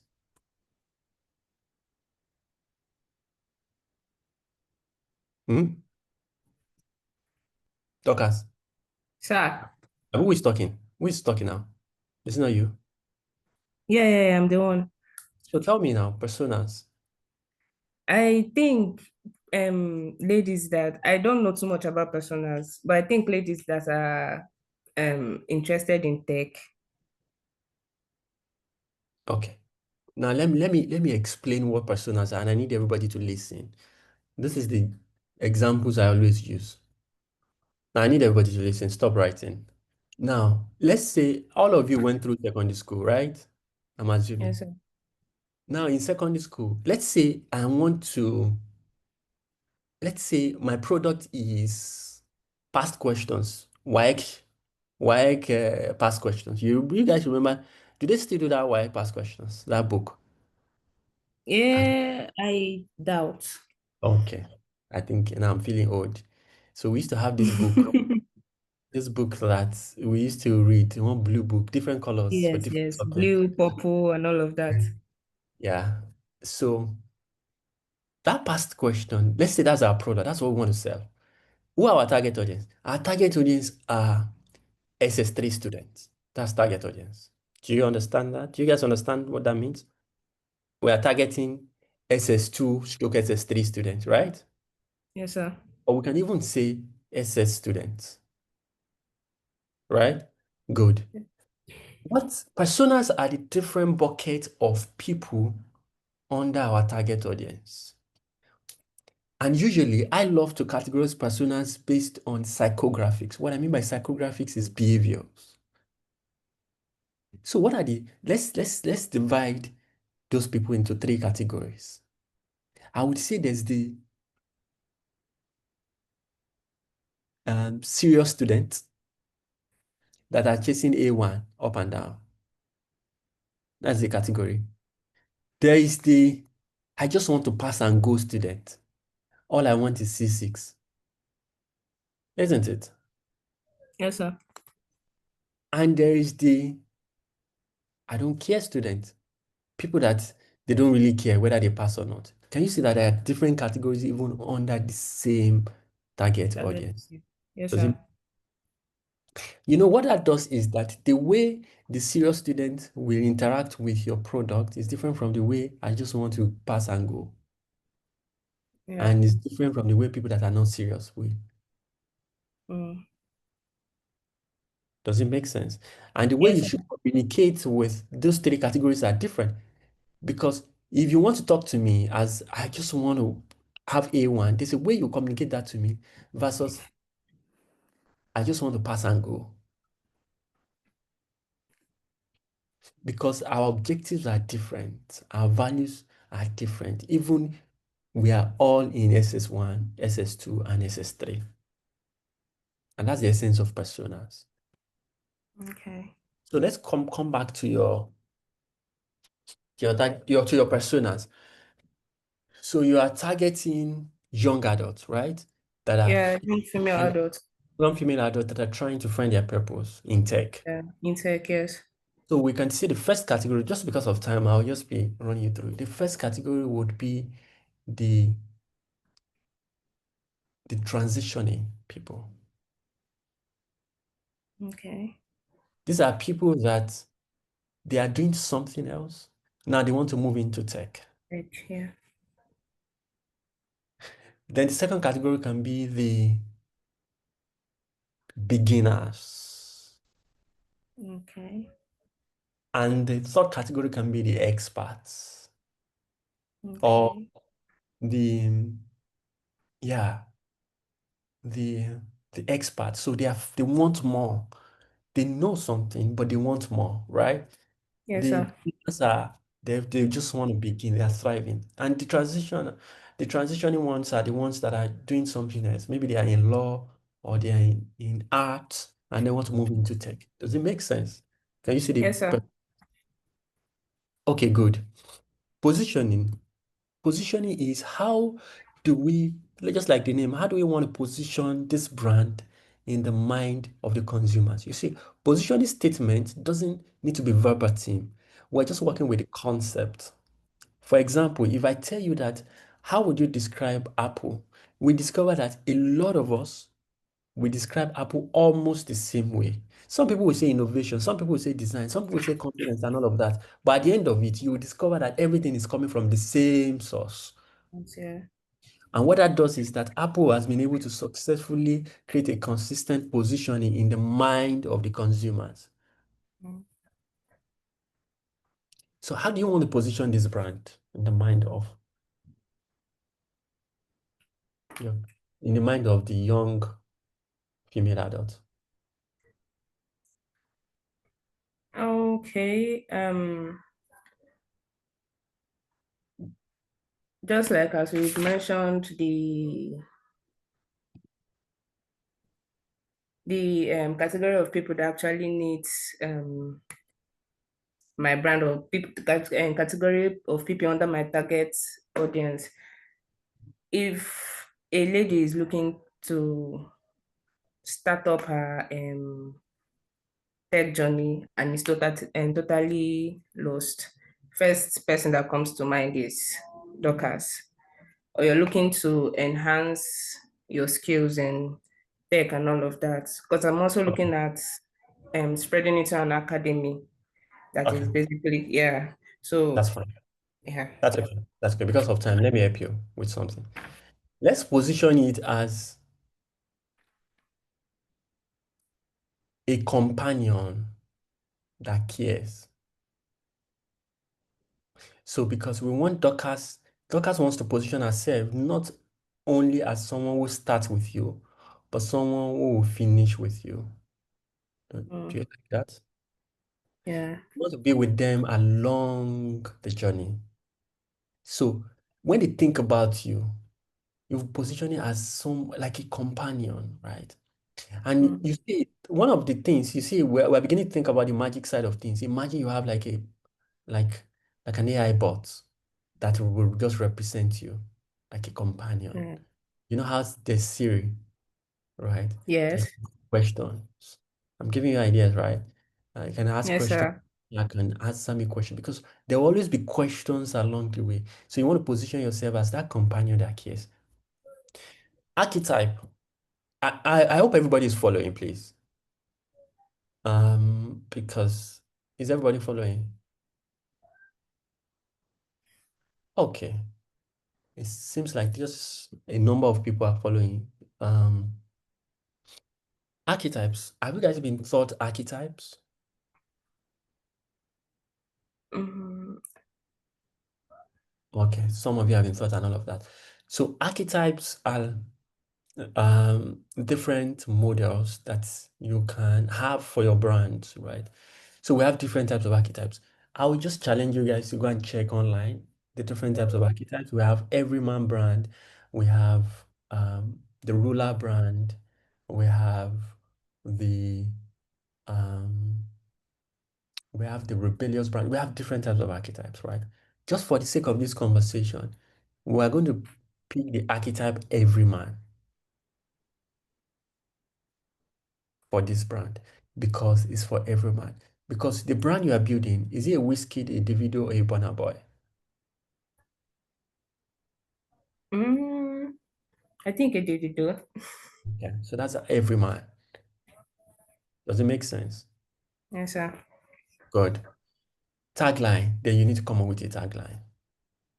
And then what are the core values? All of this can follow. Are we Okay. clear on the logic side of things? Any questions on the logic side of things?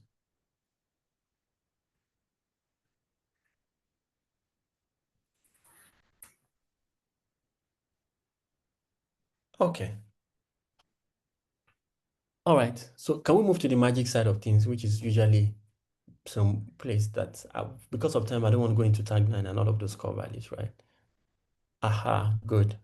Dorcas, Yes, sir. you go to magic. Yes, sir. Let's go ahead.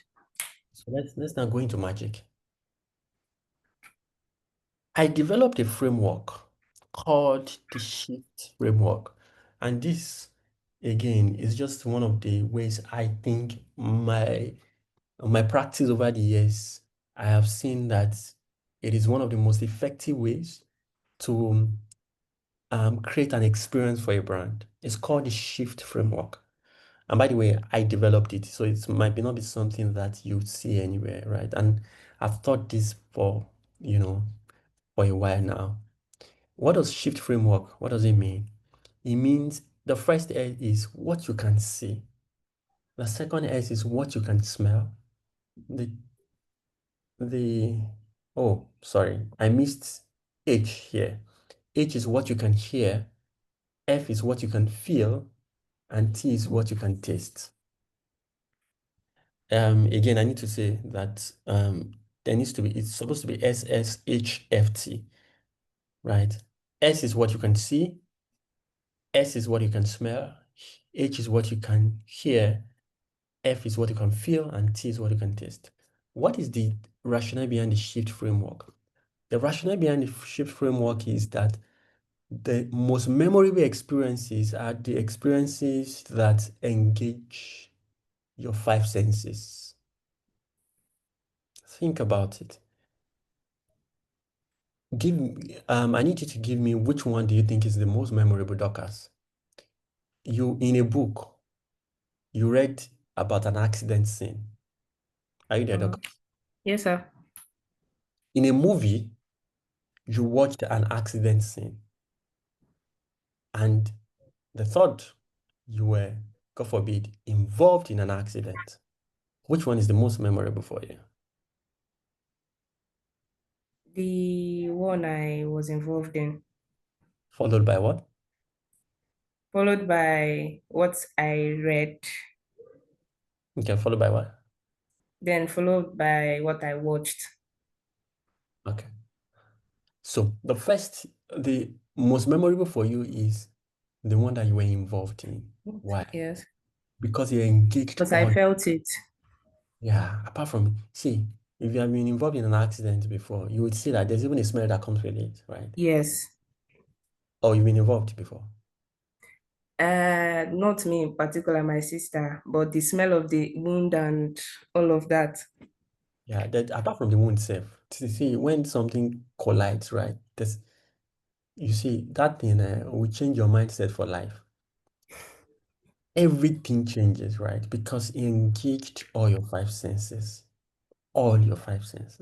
right? Mm. Usually, when people read and watch movies, when I tell people to tell me, you know why people struggle with books, right? In schools, right? Because people can narrate movies than they can narrate what they read. Okay. Because what you are watching engages not your sight, but also the sound, engages more than one sense, two senses. So that's the concept behind the shift framework. It's a framework that says that the more um, the five senses that you explore, the more memorable experience you can create for a brand. And what does that mean? You see, a lot of time, brands are so focused on just the first S, which is what people can see. When I tell you, talk about different brands, all they can is basically what you can see, the logo, the website. You see, when people are saying they are doing branding and all of that, it's all about what people can see. But you see, the world is moving and the world is becoming more immersive. And the more the world become more immersive, the more there's a need to explore, different senses for humans, right? So what we're going to do is that we're going to do beyond what people can see, and we're going to go across everything. But what does it mean? What people can see is basically what people can see. The logo, the website, XYZ. But then we can go and have a sonic signature. Can you guys remember that for every time that you open Netflix, there's a sound that comes with that? Yes. That's a signature. That's a sound signature. Can you guys remember that Nokia, when you put it on, there's a sound that comes with that? Yes, sir. Can you remember Papa Jasko? You see, these are things, imagine all of those things don't have sounds. It won't give you that nostalgic, that connection that you have with those brands. Mm. Does it make sense? Yes, So sir. it means that for a robust experience, we then need to begin to explore what about sound, sonic experience? Then beyond that, brands also exploit scents because what you smell, people also remember it, Yeah. right? I've worked on projects where they have like stores where in the store we begin to explore when you enter this store, can we have a unique smell that when people enter, they know that I've entered this store. This is an Apple store, right? Then there's a signature taste, then there's a signature texture, right? Um, a lot of time you can apply this framework literally. We're almost done, by the way. You can apply this framework literally, which means that you are saying taste, what people will put in their mouth. We make that texture, feel, what people can actually touch, which also means that what people can hear, sonic signature, or sense, what people can hear, or what people can see. You can apply literally. But you know that not all brands can be applied this way across this framework. For example, how do you your brand now, for example, Dockers, Yes, sir. Yes, sir. how do we apply taste to it? Literally, maybe not. Maybe we can't do that, right? Because Mm. you're not giving some people something to eat, right? Eat, yeah. How do we apply scent, for example? Because maybe everybody's working remotely, right? Or Mm. texture, which is why there's the other side of this framework, which is called the concept application, which is the last thing I want to show you guys. Concept application means that These five senses can also be applied conceptually. What does that mean? C means that what is the alignment, what is the connection people have with the brand? For example, are you playing with your brand tagline? Just do it. And people can see that when they associate with this brand, they feel like I should just do it. Or tastes, which means class or category. How do you package different categories of that product for people? Maybe depending on their class. That's why multi-choice will give you DSTV and GoTV. Mm. That's a brand experience. And what are they playing with? Taste, category. And the feel. How do you make people feel inclusive? That's community. Then here, how do you respond? Customer service, how do you respond to people? Then smell, how sensitive are you to trends and culture? Trend and culture means that now people now are more expressive because now you are working with young adults, for example. They are more expressive. People now, they have a style. Everybody's wearing like an African pants. How do you play Yeah. with that trend? How do you play with that culture? So this is another way to apply the framework. Any questions?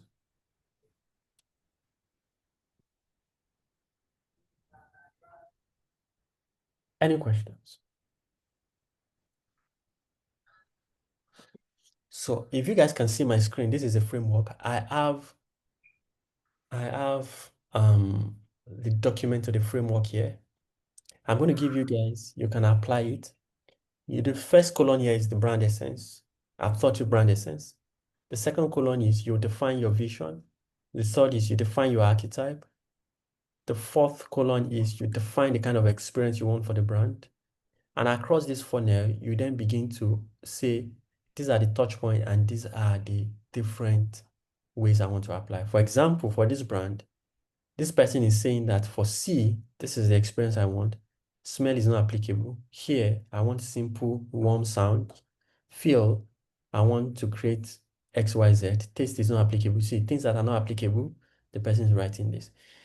And this is how you define the brand essence, no, sorry, the brand experience across, those different touch points using the shift framework. Any questions?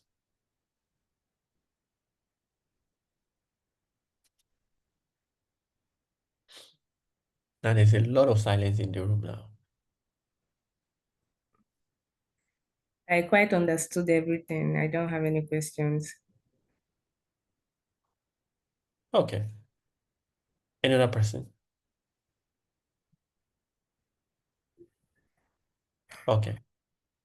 The person that has a question, can we unmute the person?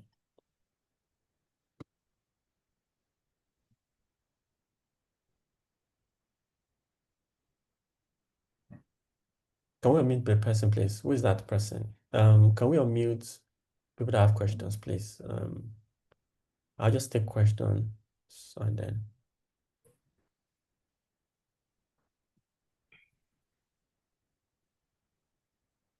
Can we unmute Yusuf, for example?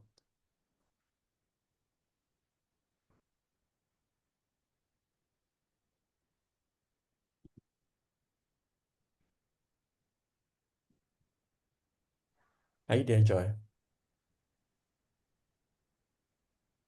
Good afternoon, sir. Good afternoon. Thanks for the really amazing session.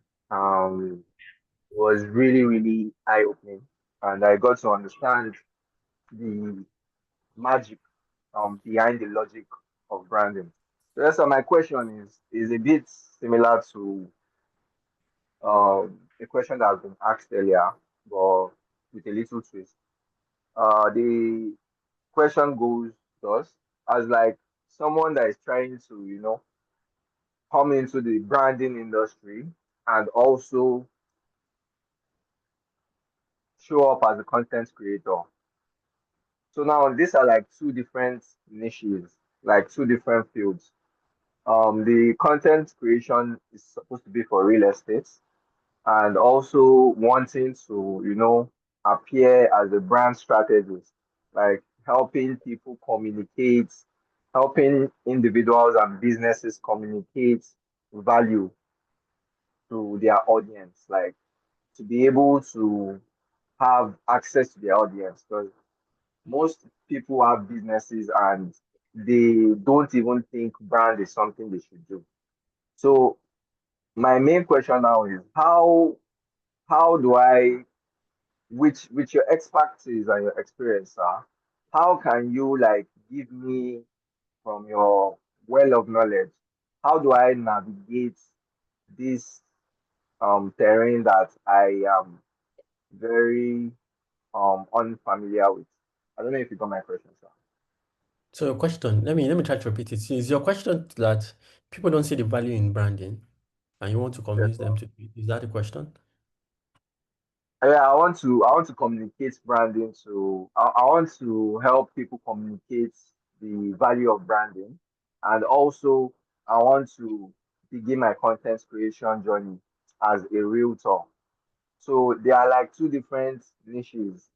So the main question is how do I do them both, and like they don't clash, because like So now you need you, to for create a example, personal now brand you're a for yourself. brand. Exactly, sir. So like it's a personal branding and there's also a brand strategy, like two different So brandings. let me, because of time, so let me just answer. So first is what you're saying is you need to create a personal brand for yourself that will combine these two things that you want to show, right? For you to be able to do that, I would suggest that you go through the process that I went through with now I've forgotten her name. I've forgotten her name right now. First, start with defining your brand essence. Dockers, yeah. Define Oh, okay. why you exist as a person, right? And beyond that, define who are your audience, what are your offerings, what are your core values, define all of those things, right? And the different things that you do as a brand is just one of those expressions. You just multiple expressions. Let me give an example of, for me, for example, I do multiple things similar to what you're saying. But at the core of myself, I see myself as a problem solver who is passionate about impact. So for me, what is driving me is not the diversification, it is the end goal. Does it make sense? So, for example, I want to create impact in the African. So, my own vision is in this decade, right? I want to put Africa on a global stage. And for me to do that, I need to do that in multiple ways. Does it make sense? Right? Now, those multiple ways can be different things that I am doing. But what I'm putting out there is my essence. So they are seeing this guy that today is a designer, tomorrow is a strategist, this to next tomorrow is something else. They are seeing those things as activities rather than who I am. Who I am is this guy trying to put Africa on the global stage. Does it make sense? So it depends on how That's you. your vision. Sorry, sir. I have just one more question. What is your essence, and please can you share the slide you used to present the class to us? My Thank you, own sir. essence. Yes, what is your essence? I want to copy and paste. No, no, no, no, no, no, no, no. Go and find your own essence, I beg. Yeah, I'll find my essence, but I Then just want to have I you want to want to have like an idea. It's not like control C, you want to control copy V. and paste. You know, I'll still edit. I'll still edit. Yusuf, I'll still Yusuf, edit. Yusuf. Thank you, sir. Thank you. Who is the next person? You want to copy and paste. Any other person wants to ask question, please. I'll just take two more and then we'll wrap this up. Essay. Is that how you pronounce it? Can we have essay? Can we meet him or don't know?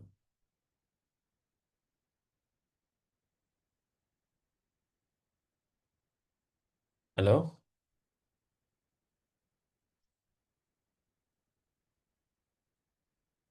Can we unmute? Okay, hello, good afternoon. It's Essie. Essay. Okay. Essie. Okay, so I have a question. You said, I think when you were explaining the shift model, you mentioned that it's easier for people to narrate what they see, like movies, over what they just read. So, my question is related to Sonic branding. How do Uh-huh. you ensure that Sonic brands embody the shift framework without leaving out a critical part of the branding experience? Because you're Embody. not really seeing, there are things that you hear most of the time. Okay. You know how I'll make this make sense to you guys? I'm going to show you something quickly of a Okay. project so that you guys, yeah. So, but while I look for the project, any other question? So, that the essay, that's gonna answer your question. I'm sure Okay. when you see the project, you would understand what I am saying. Any Okay. other any other question, please?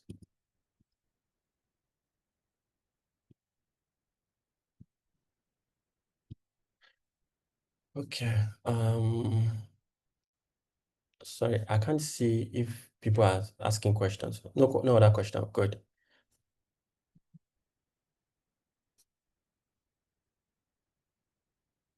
Can we unmute Esther, please?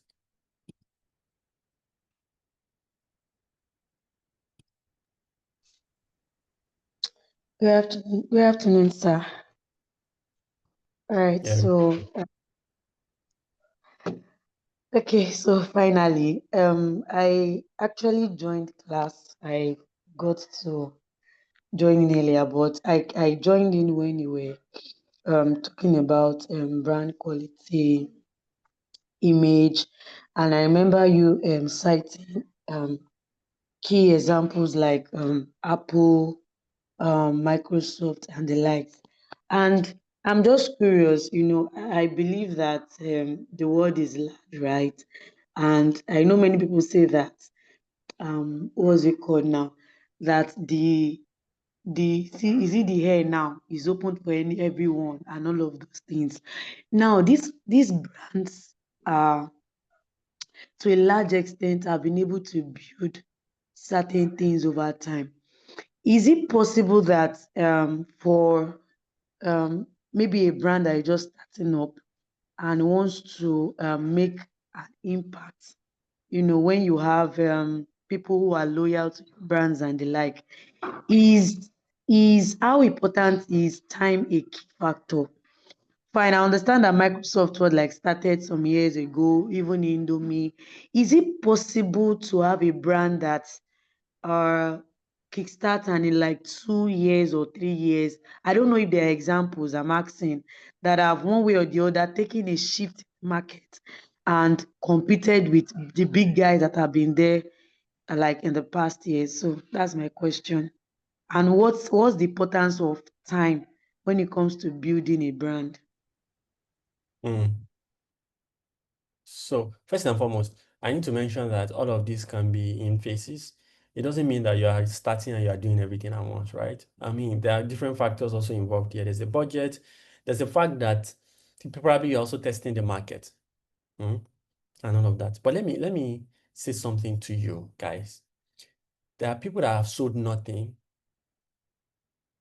and they've gotten all the money. How? Branding. Have you seen all those real estate people that will come and tell you they are selling this, they are selling that, everything is packaging, is branding, right? What I'm saying is that branding is so powerful that you may not be selling anything. Although it's a matter of time, remember I told you that benefits is a key part of great brands. It's a matter of time, but at the initial stage, you may not be selling anything. And then you may be making all the waves. I've forgotten the name of the brand. It's the most expensive water in the world. Why do you think people will buy most expensive water in the world? Water is water. It's not that you get more inspired when you take that water. The power of branding, right? So it's the factor of timing. Yes, I mean, there is timing. But I also believe that there is the minimum requirement when it comes to branding that you need to start. At least you need some level of identity. One of the things I think every brand should even start with is the brand essence. Remember how we started the brand essence? Because what the brand essence will do is the brand essence will guide your thinking moving forward. You see how we started with Dorcas's brand essence, and look at how that brand essence is inspiring every other thing. I told you about, Paga, for example, and how that's just that brand essence, started, defining every other moment after that. In fact, it will even define the kind of employees you should take into your company. Because if you are saying that your essence is empowering purpose and you are employing people or managers, people that are not even passionate about empowering people, there will be a problem already. So as early as possible, some part of, those things needs to be defined, but not everything.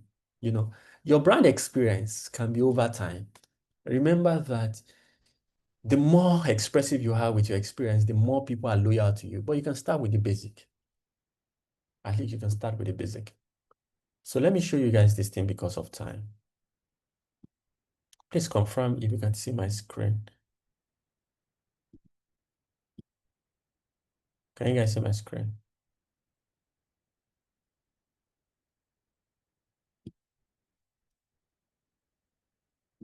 Please, can you see my screen? Okay, good. So I want to show you guys this strategy. So there is a brand that I worked on. They're called, and this is interesting. I think this is very similar to what Dorcas is doing. The name of the brand is called Live in My 20s. And basically, it's a transformational global platform dedicated to young adults to navigate defining defining decades of their lives. Basically just for people in their 20s, right? Or early young adults, right? So they are bringing journeys through docu-series. So basically, they want to have like conversations that will help you navigate your early 20s and all of that. And grow, evolve, and XYZ. So this part is just this is a strategy document I actually gave them. Usually this is not the typical strategy document that most people will give, but I used to give this because I told you guys shift framework, and you'll see how I applied that here. So section 1, the logic behind the magic. Remember, I've taught you guys what's the brand essence. The brand essence is to inspire growth, and I explained that here. Let me read one part for you. So usually, because of your client, I need to define what a brand essence is. So we believe that growth looks different for everyone. For some, it's education. For others, it's career. For some, it's relationship, healing, personal discovery. Whatever it looks like, we want to be the center of it. We don't claim to define growth, we inspire it, which is why we say our essence is to inspire growth. We understand that growth begins with a decision to evolve, but we are here to ignite it, to nurture it, and to work with you until your desire comes. So we moved on to vision. I taught you guys vision already. The vision is, where is it? Is to inspire every young adult to become the best version of themselves. Right? That's very overwhelming, isn't it? Then our mission is we want to do through this intentional storytelling, resource sharing, authentic real dialogue. And our target audience, we are for growth conscious adults. And what are the personas? The ambitious but naive, the unambitious and apathetic, the experienced and evolving. And then went ahead and we broke that down into different people, right? Pinpoint and all of that. How we want our audience to see us, this is positioning. I've taught you guys already. We want them to see us as inclusive, growth first, emotionally resonant, and impact driven. What are the archetypes? We're a caregiver and everyman. And I define that, I explain that here. As a caregiver brand, we prioritize connection. And the second archetype is everyman. Our tagline is it's time to evolve. Core values. So everything here is a logic. Then we moved into magic. I defined the magic into, I think, 4 or 5. The visual expression, what people can see, the sonic expression, the community expression, the spatial expression, and the event expression. Let me take a moment. Do you guys understand what I am showing you now?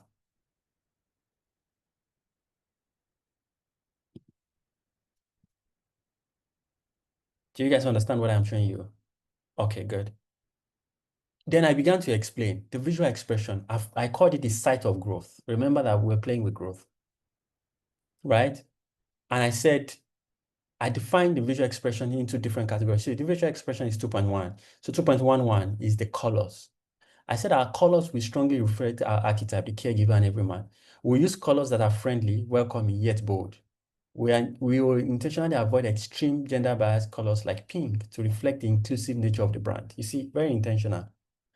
And then we're suggesting the brand colors can be blue, yellow, green. Why? Symbol of inclusivity, excitement, growth. Then I said the logo, that's 2.12. The logo will be simple, clean, functional. We're going to have 2 versions. We're going to have the corporate version, and then we are going to have the version for informal use. And also under the site of growth, which is visuals, the merchandise, the visual assets, the website. Then I went into sonic expression. I think someone asked me something about sonic expression. Look at this, for example. I started by saying that sound is one of the most memorable form of experience. Many global brands leverage it for consistent expression. Think Nokia iconic boot up tone, Netflix opening sound, or the nostalgic Papa Jasco. So here, we would have, we'll be leveraging sound as a brand tool. We'll focus on peace and growth. Our core belief is simple: only a peaceful environment nurtures growth. So we'll begin with our first sonic identity themed the sounds of growth. And this sound will be inspired to inspire calm, evoke peace, and spark a desire for this. Now, how are we going to use the sound? Podcast, TV, XYZ. The composition will combine natural sonics element like water, wind, bird, and XYZ. You see, this document will then be given to different professionals. So a sound engineer will work on based on this document and design the sound. A logo designer will work on this document with this document and design the logo. You see how I'm defining different parts. The community, we'll call it the growth partners. There will be clear terms of engagement, share codes of conduct. Then the space, your space to grow.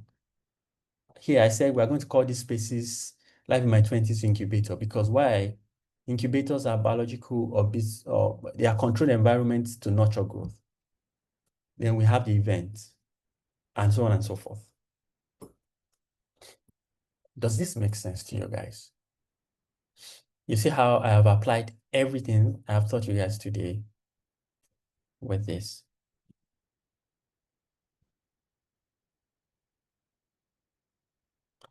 All right. I think it was an impactful session. Thank you so much. I think Joy is going to share the link to the Excel with you guys. And you guys can look at the framework and you can play with it. Any other thing before I leave?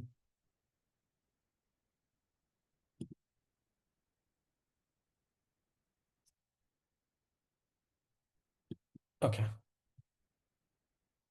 Joy, thank you. Over to you.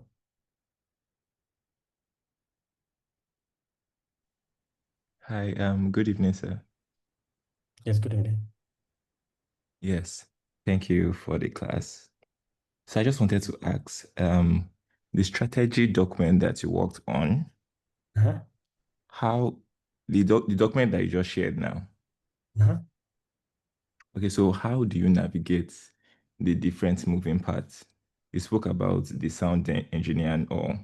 So how do you envision how large the project will go from the beginning in terms of costing, giving the clients the costing and not coming back and say, okay, there are additional things that we need to do and all. So how do you just add So everything from the beginning? no, for costing, you remember this is a strategy document. Doesn't mean that you're executing everything at once. It could be in phases, right?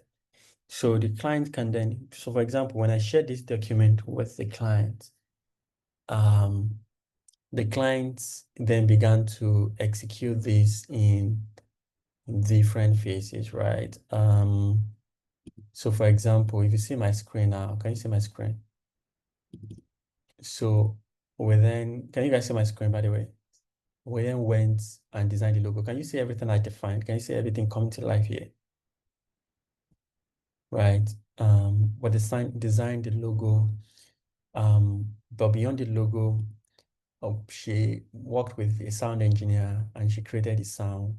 She started the community, those different parts, but everything depends on the budget and all of that. It doesn't mean that everything is coming to life at once, right? How do I navigate the different moving parts? I think first is you need to practice and practice. First, I need to mention to you guys that everything I taught you guys today, I don't expect you guys to get it immediately. But I just wanted to spark that thing within you guys and at least, begin to play with the framework I shared with you, right? Because I mean, it's years of experience and working and all of that. So how I think you guys can just make sense out of this is work with the document I shared with you. The first page of that document has a template that has been filled. Look at how we filled that, and then create your own version and just play with it. And over time, it gets better. Any other questions? Hi, Mr. Tunde. I think that's all the questions for today because time is fast spent. Thank you so much for this wonderful session. I'm sure everybody on this call is going back with something, amazing and I just want to say thank you. Guys, please can we give Mr. Tunde a round of applause for your reactions, please?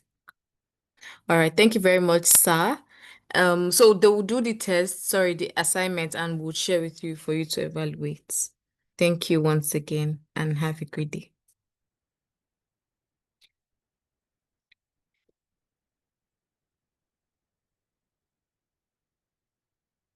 Okay, guys, please, the attendance form is on the chat box. Please do well to fill that. We will send you this slide as well as all the documents here shared on this call via the group chat as well as email. So you don't need to ask too much. We're just trying to compile it and then we'll send it to you before the end of today. There's an assignment too.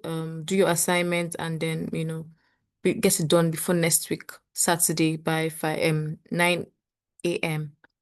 If you have any questions, please copy the attendance link as when I end this call, the attendance link is going to be off. So if you cannot fill it now, just copy it and paste it somewhere. When you are done, you fill the attendance form. I think that's all. If you have any other questions, please do well to send it to the group. Thank you and have a great day.